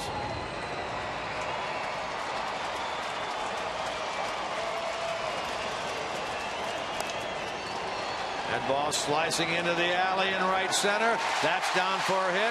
On the move with 2 out was Votto. He's being waved around, and he will score standing on a double by Chris Heisey. And the Reds get the run back. They gave up at the top of the inning. On a 3-run lead again at 4-1. What a terrific at bat by Chris Heisey right there. I mean, he was battling and battling. He's getting all different kinds of pitches. He gets a fastball down and in, and that's where Andrew Cashner's tried to get him. He loops that little ball out in the right center field. And Will Venable, the right fielder, comes over, and then he drops the ball. And that's the reason that Votto is able to score from first base, and Heisey go to second. And the Reds have a little 2-out lightning.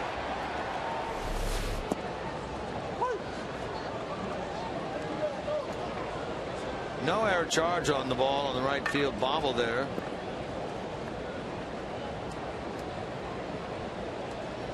I mentioned that Heisey had only had one run batted in since the 20th of July, so good to see him get one there, his 14th of the year.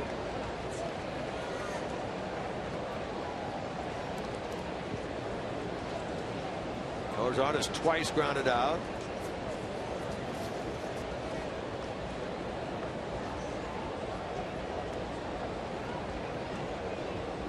They have a pair of RBIs tonight from Votto, one from Bruce, and now one from Heisey.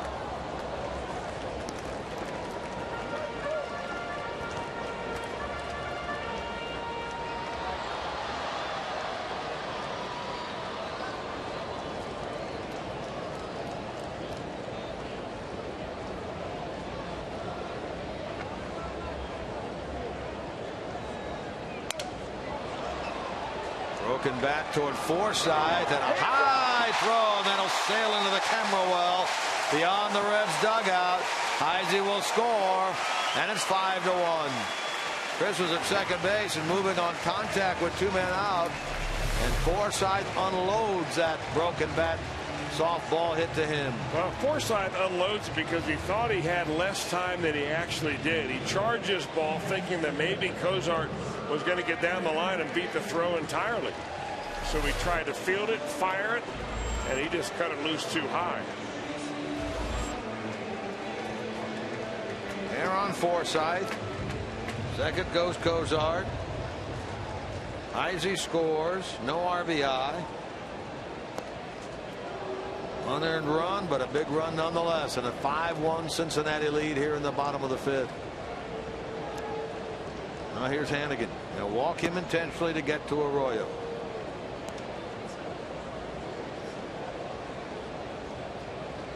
Fourth walk by Cashner. And again, Tim Stauffer, if I'm not mistaken, made his big league debut in this ballpark a number of years ago. Still warms in the San Diego bullpen. Well, the Fox Sports 1 Road to Launch Bus trip will make a stop here in Cincinnati on August the 13th. Join Fox Sports girls from around the country and special guests at the Holy Grail at the Banks Tuesday night to watch the Reds take on the Cubs from Wrigley Field and celebrate the launch of Fox Sports 1. That's the Holy Grail at the Banks this Tuesday night. Don't miss out. A watch party going on. Holy Grail Banks on Tuesday night.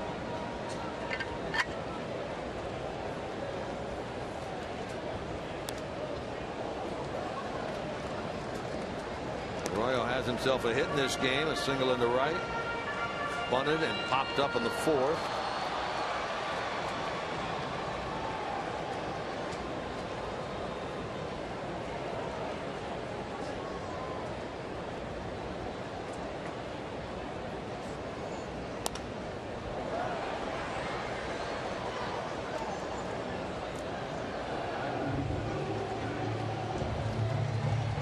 Cashner hasn't given up 5 runs in a game since he gave up 6 against the Nationals out in D.C. on the 5th of July.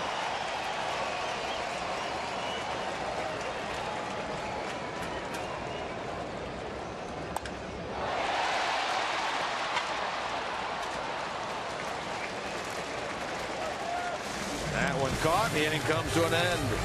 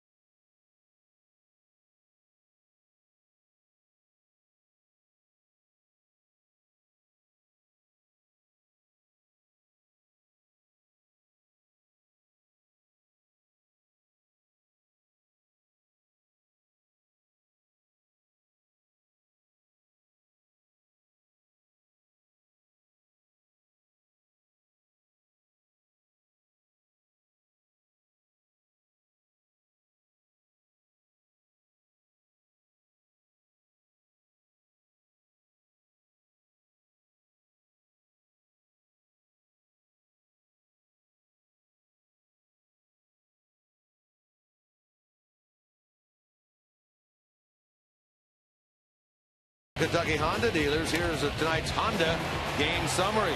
Votto in the first. RBI single. Scores Frazier, giving the Reds a 1-0 lead. And then Votto a triple. Scored Frazier again. This was in the third. Made it 2-0. Bruce yanks this double into the right field corner, scoring Votto. 3-0 Reds. Padres then get on the board with his Logan Forsythe home run, number 5 for him. In a 3-1 game, but the Reds bounce back. Heisey slices his ball into right center field. Votto all the way around to score. Joey scores for the second time. The Reds had another run on the error by Forsythe, and they are 5-1 leaders through 5. That's a look at tonight's Honda game summary. Go back to work in inning number 6 is Bronson Arroyo. He's allowed a run on 2 hits. Not walked a batter. He's fanned 5. He's hit a batter. He gets the top of the order here. Will Venable, followed by Alexi Amarista and Chase Headley.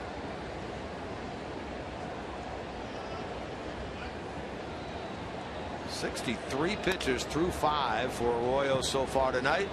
And he gets an easy one-hopper here off the bat of Venable to Phillips for out number 1. And that's 3 times that Venable has grounded out. We'll see your Redlegs in action tomorrow when they take on the San Diego Padres. Make sure you arrive early. Be one of the first 20,000 fans to receive a Reds cap thanks to Fox Sports Ohio. For tickets to see the Reds and the Padres tomorrow, call 513-381-REDS. Visit select Kroger locations or log on to reds.com/tickets. And that's what the hat looks like. It's white with the green C. It's Irish Heritage Night at the ballpark tomorrow. That's why the hat has a green look to it. Irish Heritage Night tomorrow night.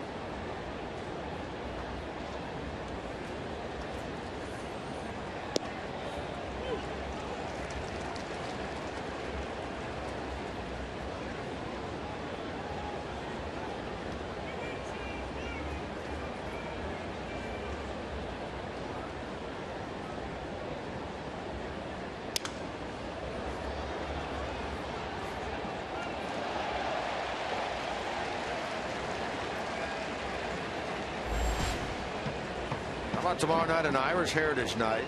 The McGing Irish Dancers will be performing prior to the game. Friendly Sons of St. Patrick Glee Club will be singing the national anthem and Take Me Out to the Ballpark.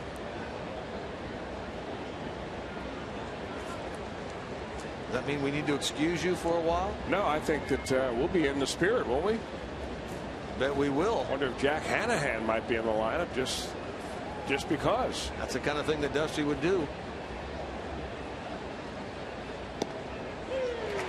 Over the inside corner. Amarista rung up. Strikeout number 6 for Bronson. Now Arroyo's right on the beam tonight, and I thought it would be a good night for Arroyo, mainly because this was a good night to throw a breaking ball. It was sticky in Cincinnati today. Sticky, thick air means good traction on a curveball, and he's not disappointed right there. But I think what's even more important for Arroyo is he's able to spot his fastball.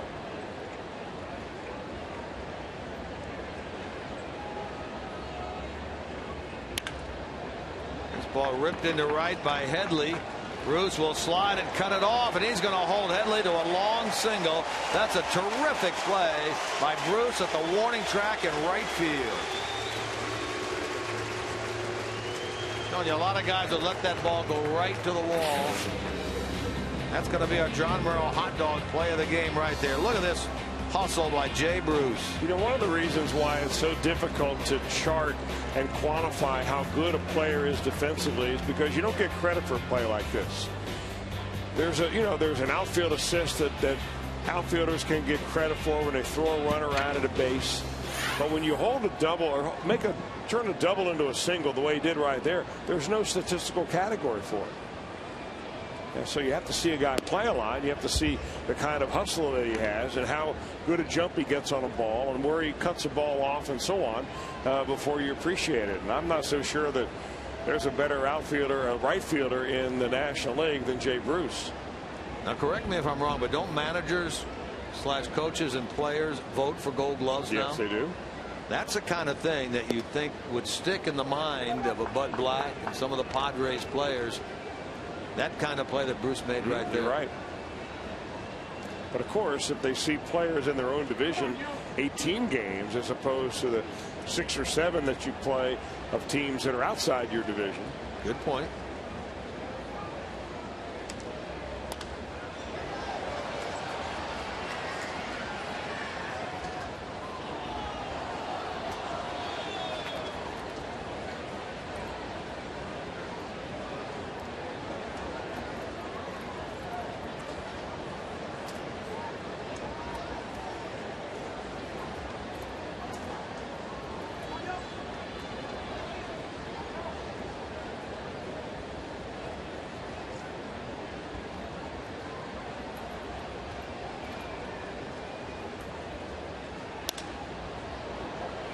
Chu comes charging in. Chu is there to make the play. And then a 2-out single by Headley is stranded.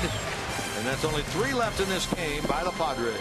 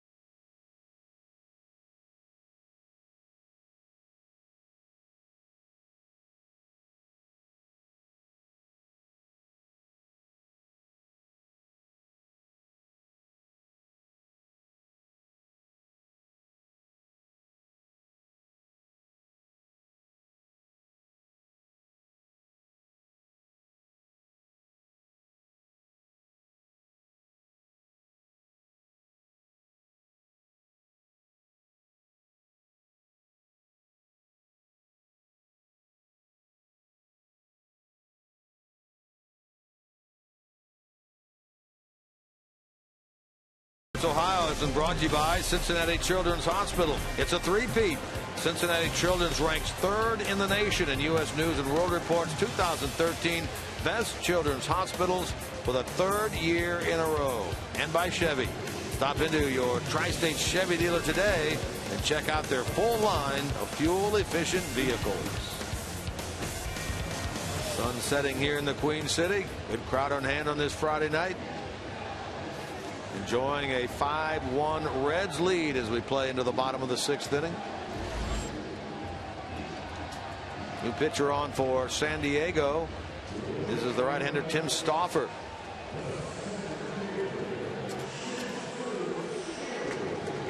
Tim Stauffer now 31 years old. He was exactly 22 years old when he made that major league debut that you were talking about. That happened to be right here in Cincinnati. Dave Miley, manager of the ball club back in 2005. Well, he's been a starter. He's been a reliever. He's done everything for this team. He will get the top of the Reds order. Chu to lead it off.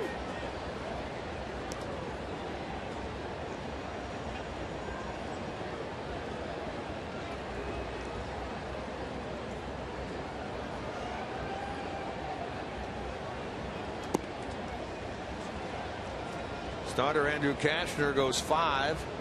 Allowed 7 hits, 5 runs, 4 of which were earned. Walked 4, 1 intentionally, struck out 3. Threw 107 pitches. Cannot win, can only be the loser in this game.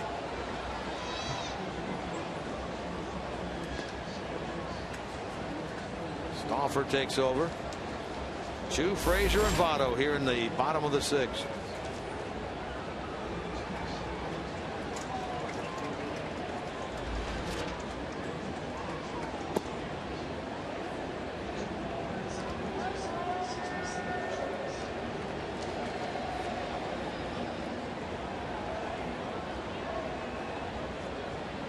Frazier waiting on deck. Been on a couple of times tonight. Chu just did get a piece of that ball. He stays alive. Stauffer began the year at AAA. He was at Tucson. Went 2-2 down there with a 3.16 earned run average in 8 starts. Contract selected by the Padres in the middle of May. At 31 years old, he go down to AAA. I mean, there is a guy that either loves the ball game or he feels like at some point in the season he was going to have a pretty good shot to be back in the big leagues. Jam shot there to short. And Forsythe on a close play this time takes his time and throws Chu out. Leadoff man gone here in the bottom of the 6th. Now, at the very end of the play, it looked like Chu put a little burst of speed on, trying to just outrun that throw over from the shortstop.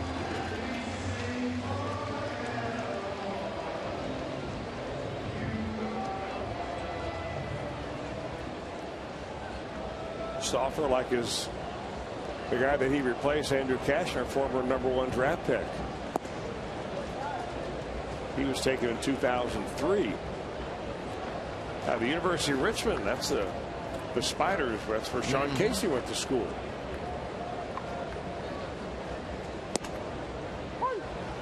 Brian Jordan, longtime outfielder for the Atlanta Braves, went to school at University of Richmond, as did Lou Burdett, who played 18 years in the major leagues between 1950 and 1967.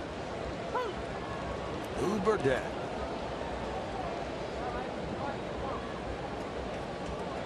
'67. Those were the last couple of years, '67 and '68, without divisional play at all. 2 division play began in '69. Hustling there, and he beat it out. That's going to be an infield hit for Todd Frazier. On base for the 3rd time tonight. Good call down there by Rob Drake, the first base umpire. Yeah, there was no question about that when Jerko began to back up on this ball, and there's just no way that he can take that angle and still expect to get Todd Frazier. But if he doesn't take that angle, he might not be able to get to the ball. He doesn't cover nearly as much ground as some other second basemen. So Todd Frazier, a 2-hit night. Well, you got to be happy for him, that's for sure. He's on in front of Votto. Double play ball bobbled by Jerko, but he throws out Votto.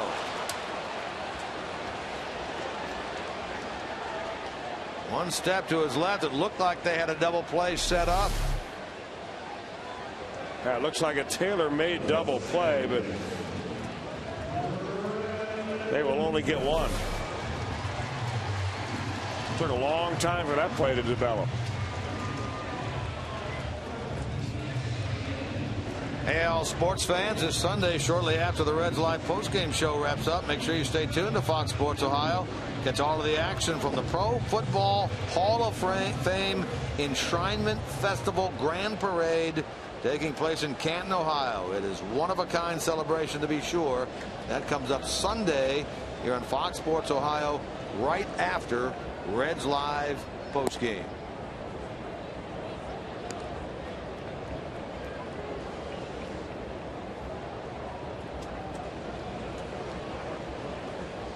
Phillips tonight 1 out of 3. Stung the ball his last time, but right at Amarista in center.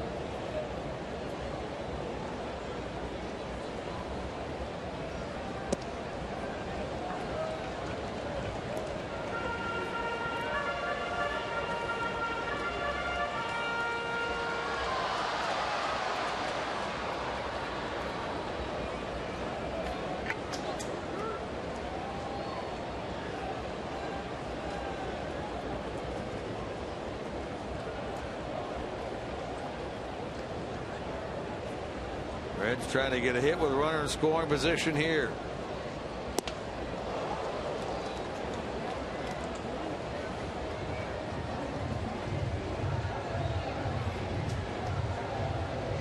So far tonight, 2 out of 9.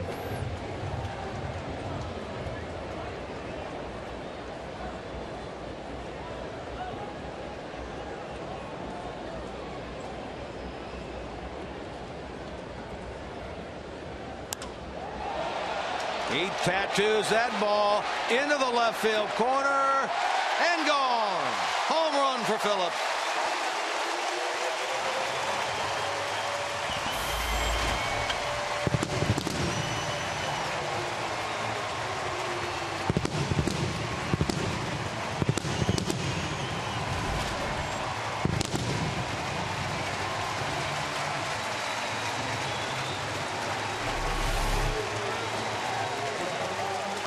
Boy, Brandon Phillips knows that just about the time it comes off the bat. If it stays fair, that baby's going to hang up high enough and long enough to get out of here. And some more two-out lightning for the Reds.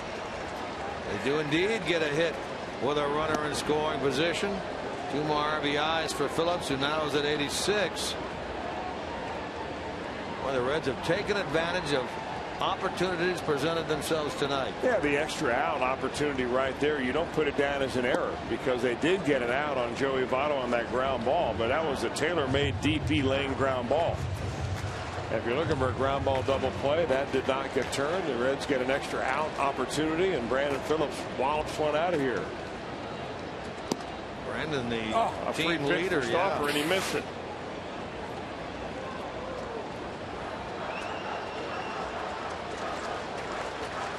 Pretty much where you put it on a tee.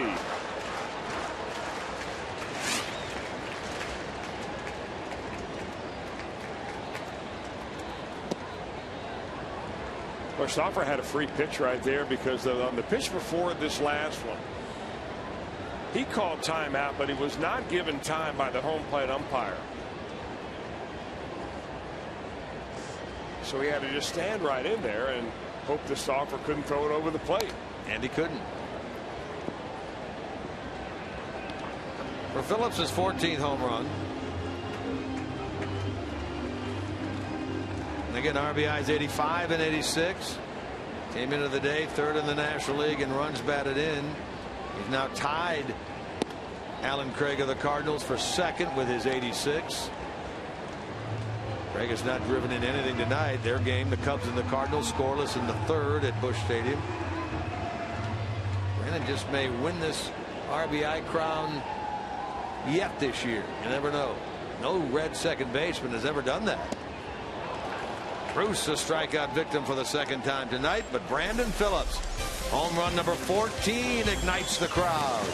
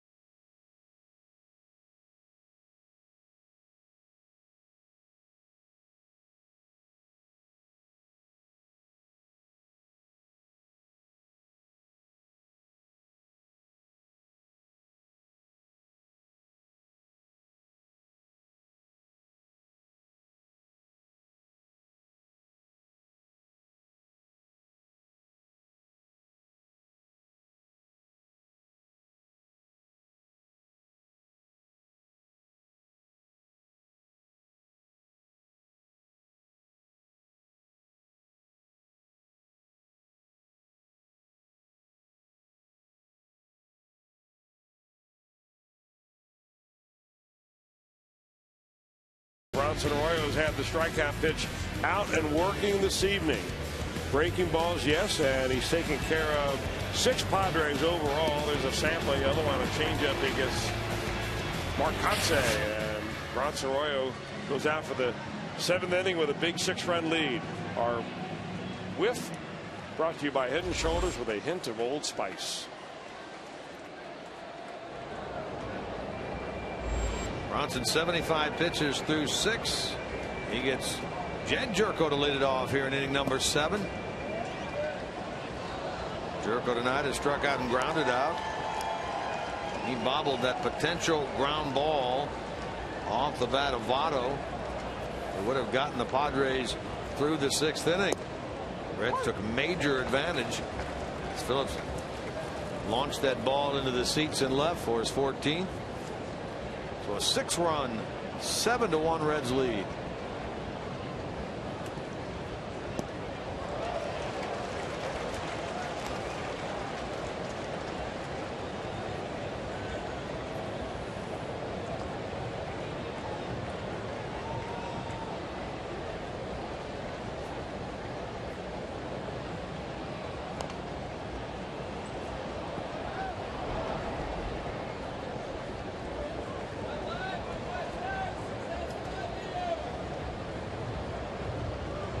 Bronson Arroyo 7 times has won in double figures throughout his career. 5 times with Cincinnati. Won a dozen last year. He can get his 10th tonight. He's certainly in line to surpass that total. 2010 he won 17. That's a career high. Reds career 100 wins, 91 losses.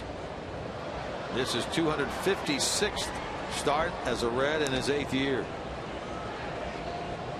Mark Grant, the color analyst for Padres TV, came in here before the game and had that odd look on his face and said, Arroyo has never, ever been on the disabled list?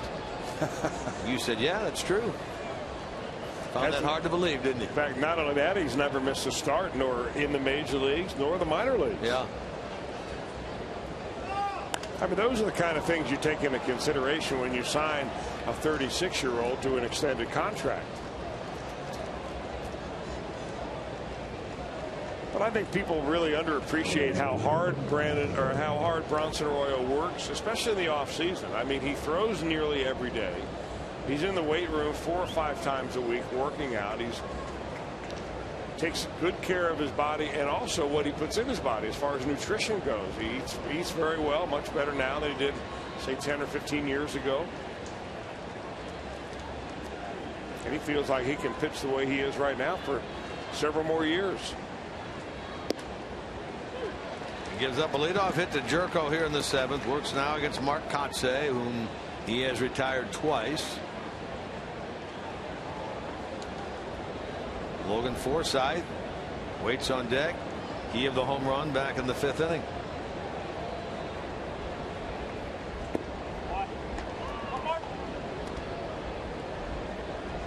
Reds get 1 in the 1st, 2 in the 3rd. 2 more in the 5th. Still 2 more in the 6th. Pair of RBIs tonight for Votto. A pair for Phillips. 2 hits for Frazier. Good to see Todd break out of that 0 for 31 with a ringing double in the 1st. An infield single in the 6th inning. Lighten the load on those shoulders for him tonight, to be sure. I'm really wondering if the advice he got from Pete Rose, I wonder what that advice was. And he may keep it private. You don't know. Yeah, that would be interesting. It could have been just keep your head up and keep swinging. Stop swinging at pitches outside the zone. And I'd be interested to find out what it was. And I mean, just the fact that Pete Rose sought you out and wanted to talk to you, sure, that ought to fire you up just by itself. Well, as we show you the results from the Meyer text poll, here's your chance to win a Fox Sports Ohio Meyer prize pack. Text Meyer to 37664 to be entered. And good luck. Here was the question from earlier. Which play is the most exciting? You say a throw out at the plate, like we saw on Wednesday afternoon from Jay Bruce and right to Corky Miller at home.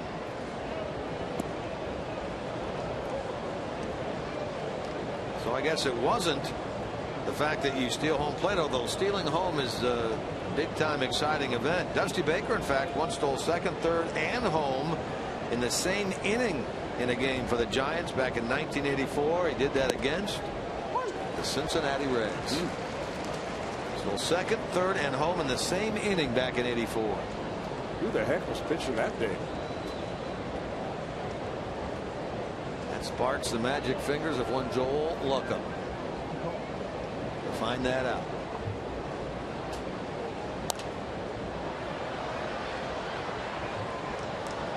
Forsythe, a home run back in the 5th, is 5th of the year, accounting for the only Padres run of this game.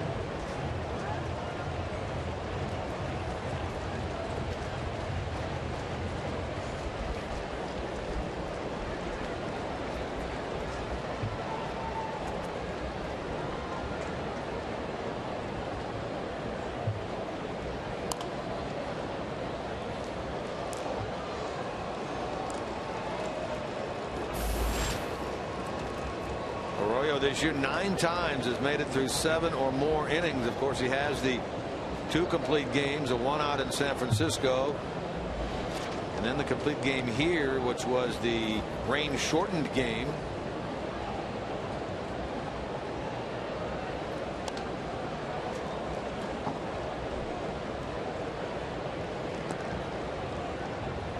And he's a couple of outs away, going 7 here tonight.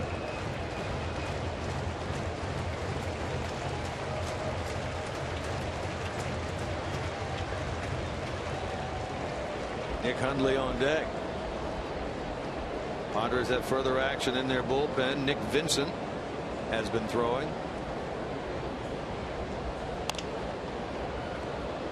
Foul ball. Foul ball, says Sam Holbrook, the third base umpire. Frazier was all over it.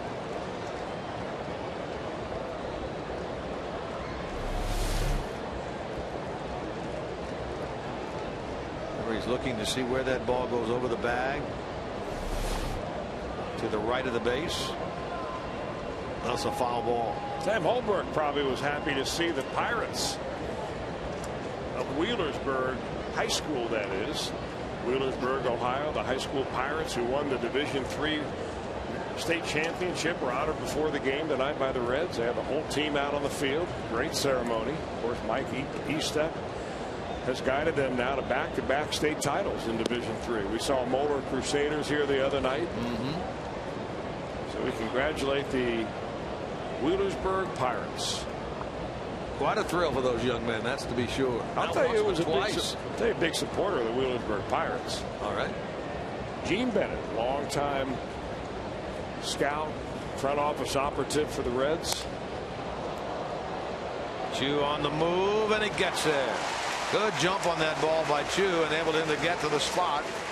All in that hard hit ball by Forsythe. 2 out. Guarantee you, Gene sitting back in Wheelersburg right now, watching every inning of this ball game. Never misses the Reds broadcast. Hello, Gene.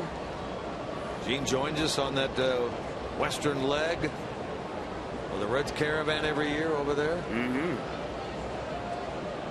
Always has that long autograph line. The longest of all.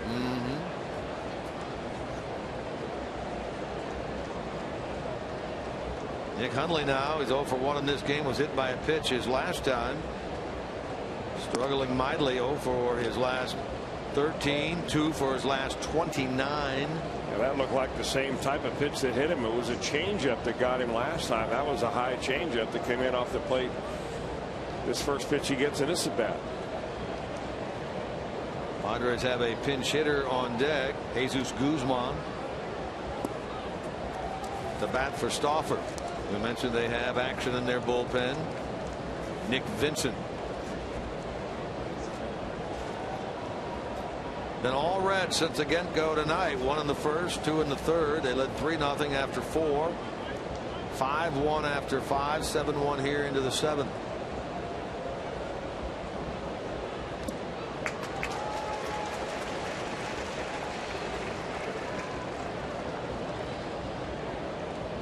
Andrew Cashner, the Padres starter, allowed 5 runs, 7 hits in 5 innings, a pitcher of record for the visiting Padres.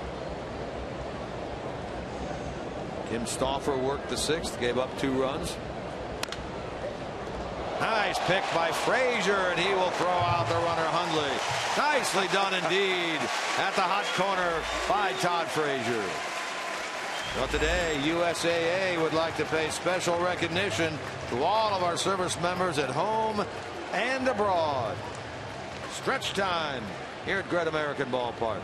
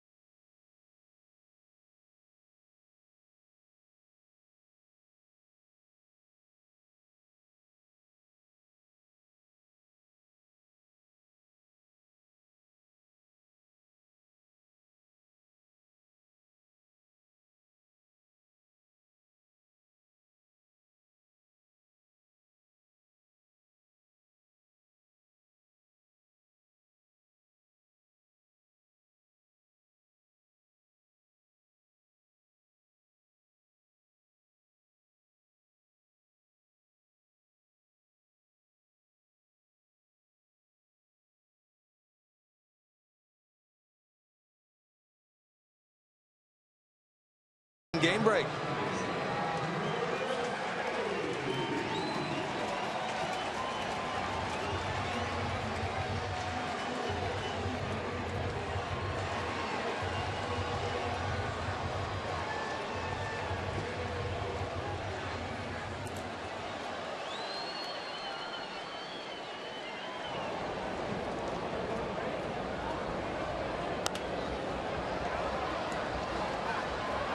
Now that's good to see as the Rockies get 4 in the bottom of the first inning. That Pirate team, as you heard, the best record in the big leagues. They give up 4 in the first. They are come from behind bunch, though. They fell behind the other day. 4-0, came back and won. Reds start the day 7 behind Pittsburgh, but only 3 behind the Cardinals for second place in the division. And what would be, of course, the top wild card spot.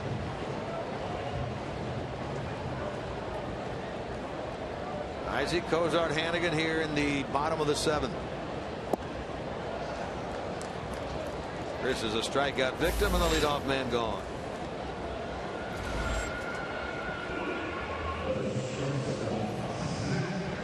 Tim Stauffer, a second inning worth of work. Pitcher spot due up first in the 8th.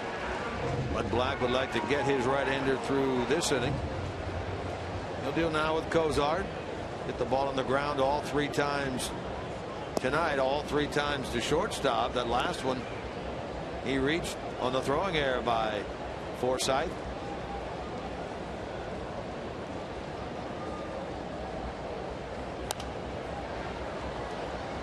His average has been on the rise as of late. Came into the game at 243. Entered tonight having hit in 5 of his last 7 games and pushing 290 since the All-Star break.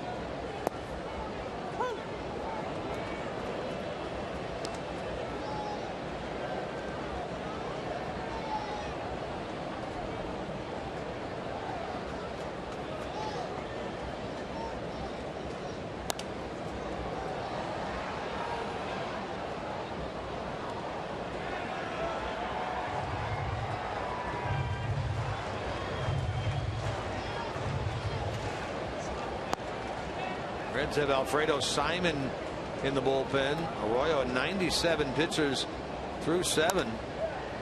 Oh, a hard hit ball there and right into the glove of Alonso for out number 2.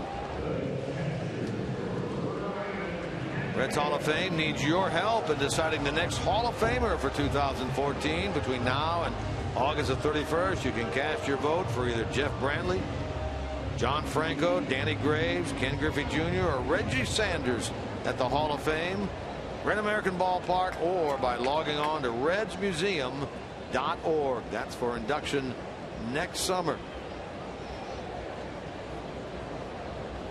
All deserving. One of them will be inducted next summer into the Reds Hall of Fame and Museum. So you got that to look forward to next summer. The All-Star Game, summer of 2015. Hopefully playoff baseball again this year, next year, many years to come. 0-2 to Hanigan. Xavier Paul is on deck. Bronson Arroyo appears to be finished for the night, at least if Paul comes up to bat. Probably either way. Alfredo Simon now throwing down the Reds bullpen, and he's throwing like he's ready to come into a ball game. You mentioned only 3 times this year Arroyo has gone over 100 pitches in a game. Most he has thrown is 109, and he's at 97 through 7.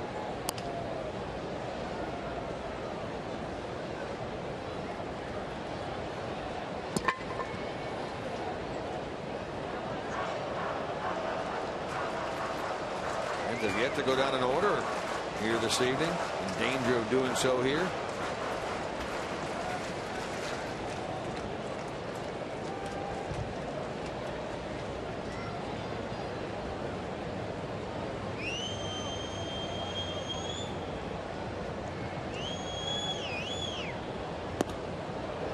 Hanigan a strikeout victim. So for the first time tonight, the Padres set the Reds down in order.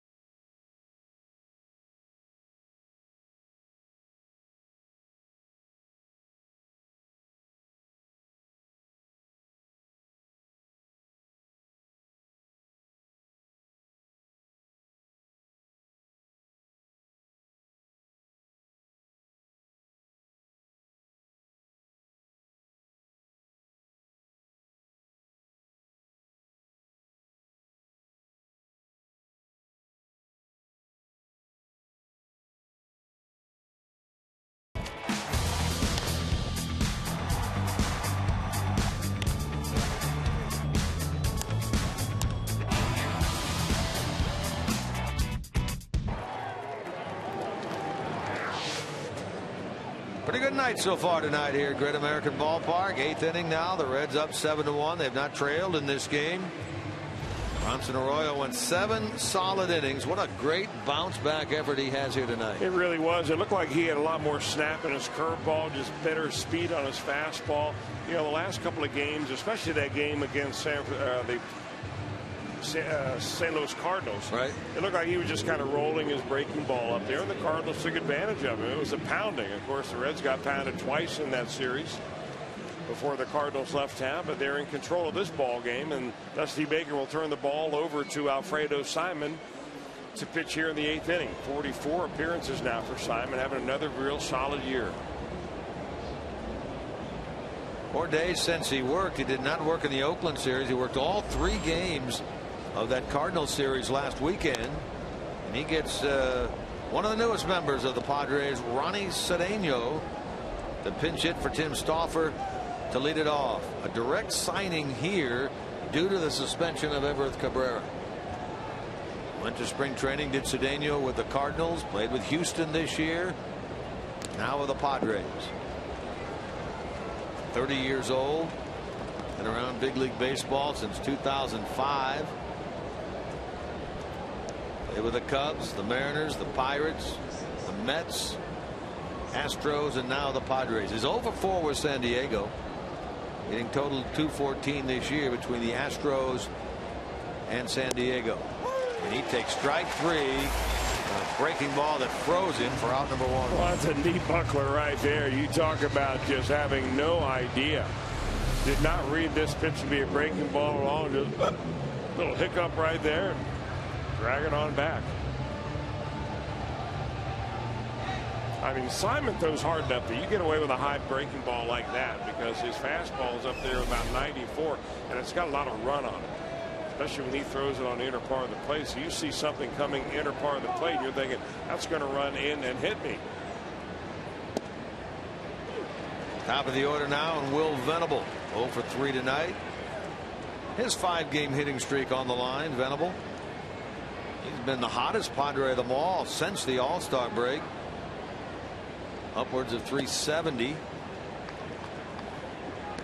Tonight he's been held in check by Arroyo. Grounded out twice, and between that he popped up foul right over near the Padres dugout. Caught by Frazier. Chu looking up and gone. Number 14 for Will Venable, and it's 7-2.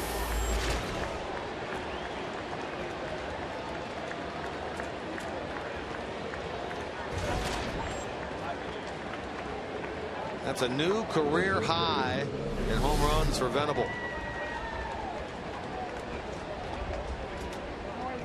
He just went with it and got a home run that probably would have made it to just about the warning track at Petco Park in San Diego, but he'll take it right here, put a pretty good charge into it, and the Padres push another run on the board.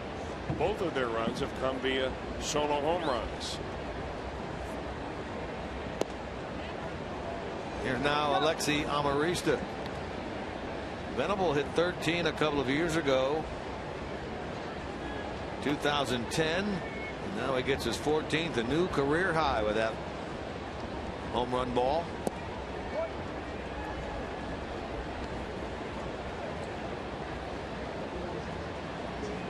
Young man, of course, the son of Max Venable, a Cincinnati Red in the mid-'80s. What a likable guy Max Venable was. And he's got to be awfully proud of Will.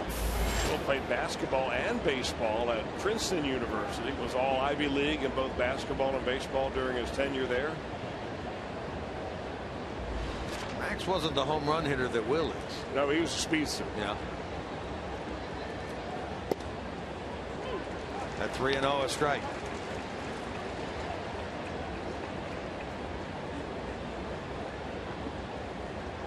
And the Padres may have caught the Reds.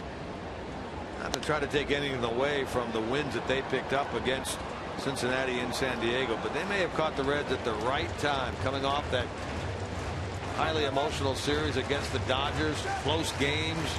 They win game 1 and then they drop the next 3. Feeling a little down going into San Diego. End of a 3-city. Turned out to be an 11-game road trip. Nice short hop pick by Votto for the second out. Well, if you remember, the Reds were in control of 2 of those 3 ball games. The one ball game that got away from them was the ball game in which Aroldis Chapman gave up a home run after he gave up a walk to Yonder Alonso. That was the first game. That was the first game, and that was one of those games in which, well, you think you got it in the bag when you have Chapman out there, because he's been that dependable. But sometimes you never know. So instead of winning 2 out of 3, you lose 2 out of 3. Chapman was sharp here Wednesday afternoon, retiring the Oakland Athletics in order in quick fashion in the 9th inning, nailing down that 6-5 win.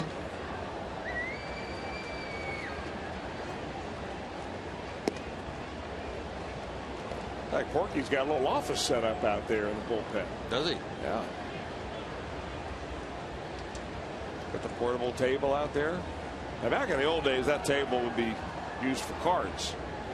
Nowadays, they're keeping charts. Dealing them up during the game. Wow. Put your hot dog on that or your There you pizza. go.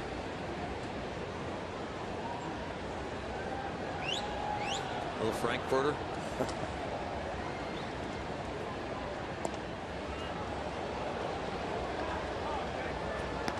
Or Simon wanted to know where that one was. He thought that was a pretty good pitch. So did Ryan Hanigan.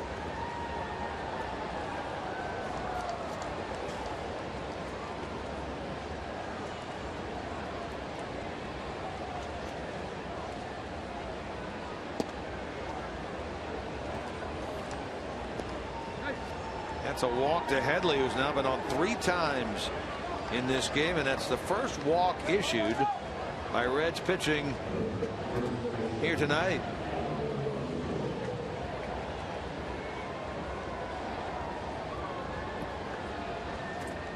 Reds pitchers have really done a nice job this year in terms of walks. 4th fewest given up in the National League going into action this evening, while their hitters have drawn the most walks in the National League. They've been issued 5 tonight.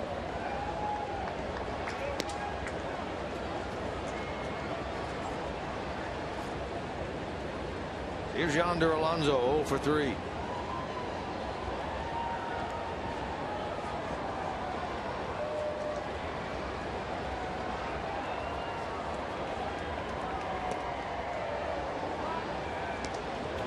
Second year with the Padres. Last year he hit .273 with 9 homers, drove in 62. This year the average is up. He's at .297, 6 homers and 40 batted in. And now after he gets ahead on the count 2-0, Brian Price makes his first visit to the mound here tonight. Able to get the pinch hitter Cedeno looking for out number 1. He gave up the home run ball to dead center to Venable. Amarista grounded out to Votto. And the 5-pitch walk to Headley, and then falling behind here to Alonso, 2-0.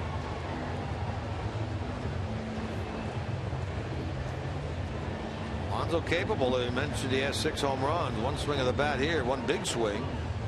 San Diego right back in this thing.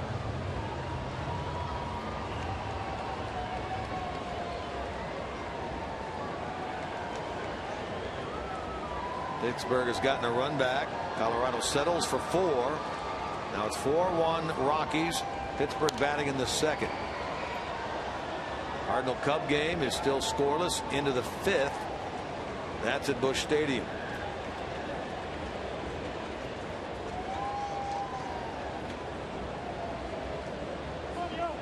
Diamondbacks Mets game is about 5 minutes away from starting.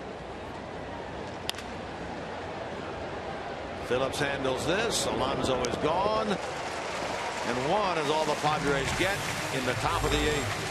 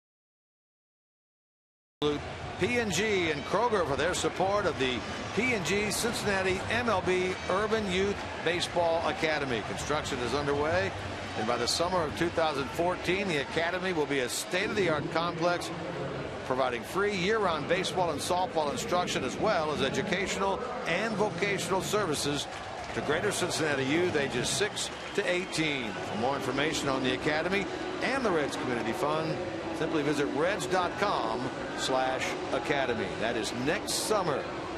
The Urban Youth Baseball Academy will be up and running. Meanwhile, new pitcher on for the Padres, their lone lefty. This is Colt Hines. Well, Hines made his major league debut this year. Not only are they just down to 1 left-hander in the bullpen, but it's a bullpen with a left-hander that has not had much experience in the major league, just a little bit over a month. Of course, they traded away Joe Thatcher. He was a left-handed reliever, the specialty guy coming out of the bullpen. He went to Arizona in exchange for Ian Kennedy. We'll see Kennedy later on in the series.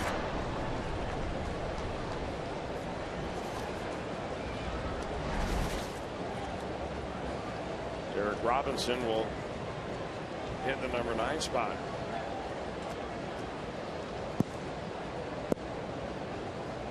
Simon goes an inning, gives up the home run ball. Off the glove of the third baseman Headley, and Robinson is on to start the Reds' 8th inning. All right, let's go again to L.A. for a Fox Sports 1 game break.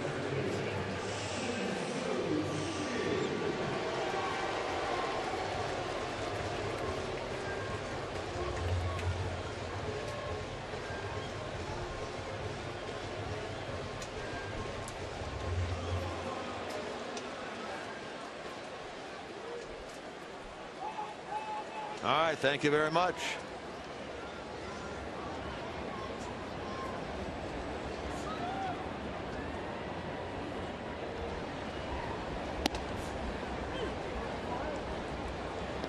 Top of the order now in Chu.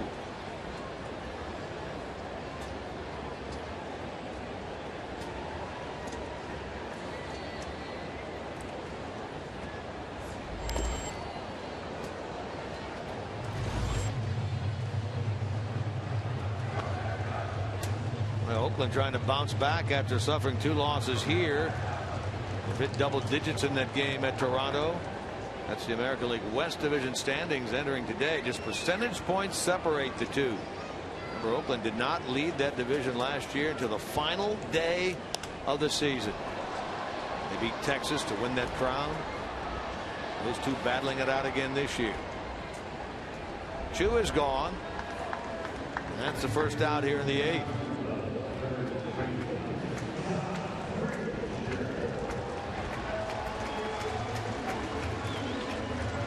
That's an awfully good race they have out there. It's also a very good race they have in the American League for the wild card. There are 6 teams within 4.5 games of that wild card lead.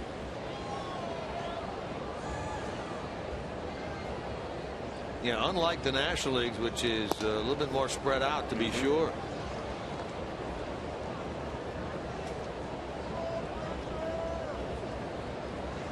Todd Frazier has scored 3 times tonight. There's a pair of hits. That double in the first, snapping that 0 for 31 that he was carrying around with him. Didn't quite get enough of that one with a second out.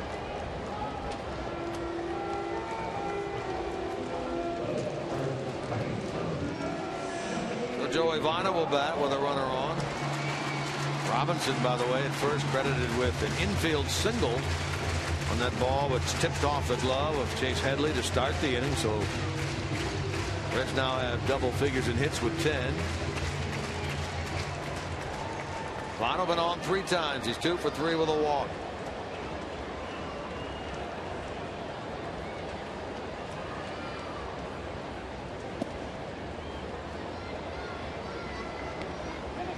Padres in the 9th inning with Jonathan Broxton just returning from the disabled list on Wednesday. Up and throwing in the bullpen.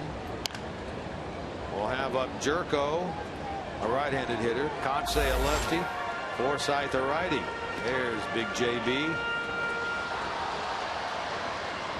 They took a lot of time off of that elbow strain, did Broxton, and he really did not do all that much as far as minor league rehabilitation times. I imagine the first few times he gets into a ball game, Dusty Baker want to pick these spots similar to tonight.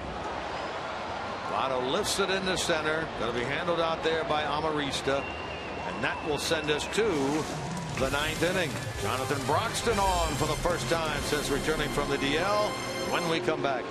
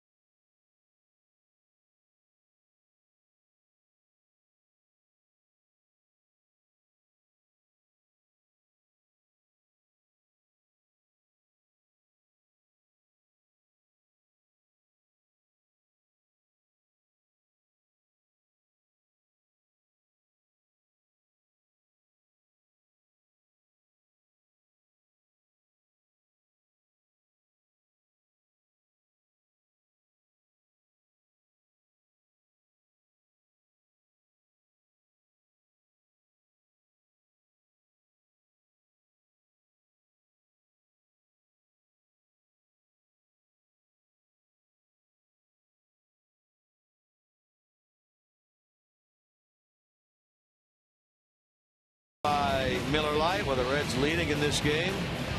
7-2 here in the 9th inning. Bronson Arroyo hit hard his last time out by the Cardinals, but what a brilliant night he had tonight. A run, 4 hits in 7, looking to win in double digits for the 8th time in his career. On the other hand, Andrew Kashner coming off 3 consecutive wins and a sub-4 ERA in those 3 starts tonight. 4 earned runs, 5 runs total, 7 hits in 5. You see the lines on both of these starters tonight. Their last time out, our Miller time, moment of the night. Good to see Jonathan Broxton back on the mound. Yeah, well, in for only the 30th time this year. He missed nearly 2 months with some elbow strain. Last time he pitched in a ball game was the 13th of June. That was when the Reds were in Chicago.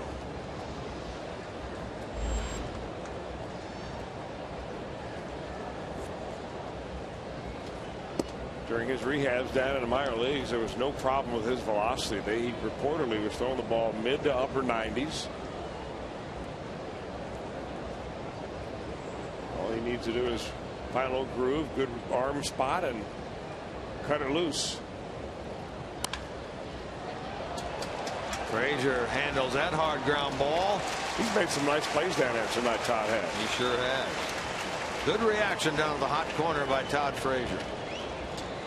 Leadoff man Jerko retired.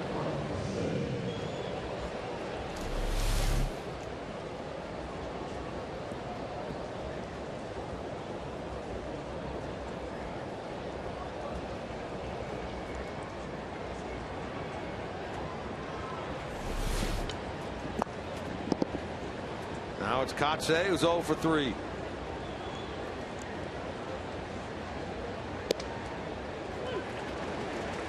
Broxton, of course, signed a 3-year deal prior to this season. He's under contract with the Reds through 2015. General thought was that the 2-time All-Star was going to be the closer this year until, what, late in the spring, when the Reds, along with input from Aroldis Chapman, decided that Chapman would go back to the closer's role. He stayed 4 games did Bronson for the Reds last year. He saved as many as 36 in his career in 1 year. That was back as a Dodger in 2009, back before the shoulder injury that he had.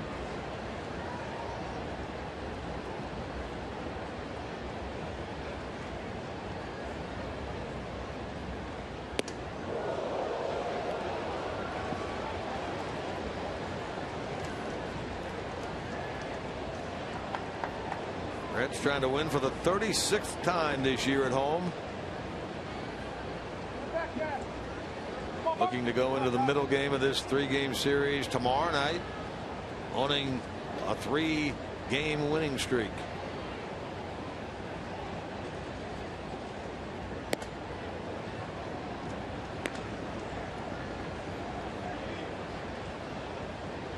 Pitches of record. Bronson Arroyo on the winning side. Andrew Kashner on the losing side if things stay the way they are. Brandon Phillips a home run tonight. 2 for the Padres, accounting for their 2 runs. Solo by Logan Forsythe. Will Venable. Jam shot to short. Cozart makes the play. 2 ground balls, 2 out. Crowd tonight of 30,288. 3288 on this Friday evening. Big fireworks show to follow, soundtrack of which was picked and put together by Todd Frazier. Of course, it was a giveaway night tonight, was it not, for Todd Frazier? I think you're right. Didn't they have a not a bobblehead, it was kind of a replica doll, a figurine? Yeah. As the Reds Heads Kids Club captain, he gave away that the figurine tonight.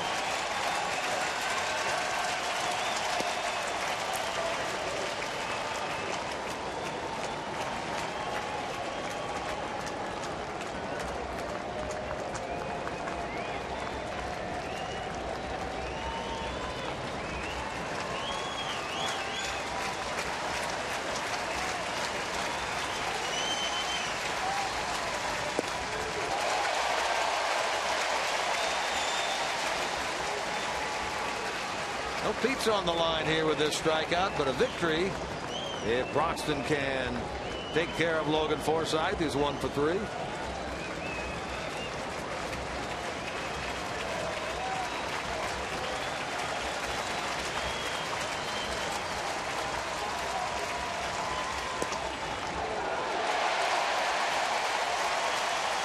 Pretty sharp tonight. Yeah, best fastball he's thrown right there, down in the zone on the outside corner at 97.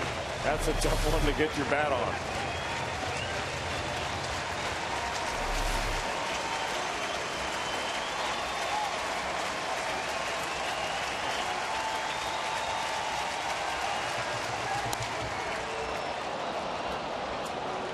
Well, Forsythe gets his second hit of the night. A 2-out single keeps the 9th inning going for San Diego. Now the catcher Nick Hundley will come up there. Turco grounded out to third. Nice play down there by Frazier. Kotze thrown out by the shortstop Cozart. Forsythe, the 2-out single into right. 6 hits now for the Padres tonight.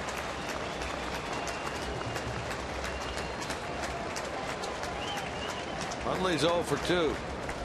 They will let the runner take off, and down to second goes Forsythe on defensive indifference. Meanwhile, the Rockies adding on in their game at home against the Pirates, now leading 7-1 in the second.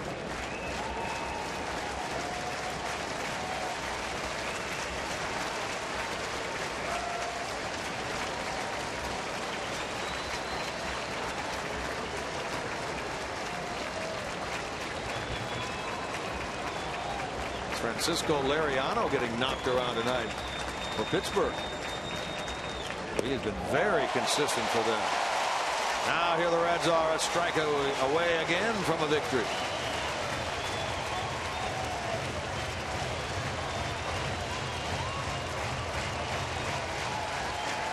They're on their feet.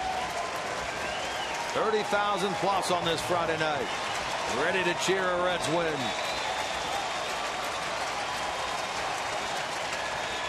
And they get it. Strikeout of Hundley by Jonathan Broxton.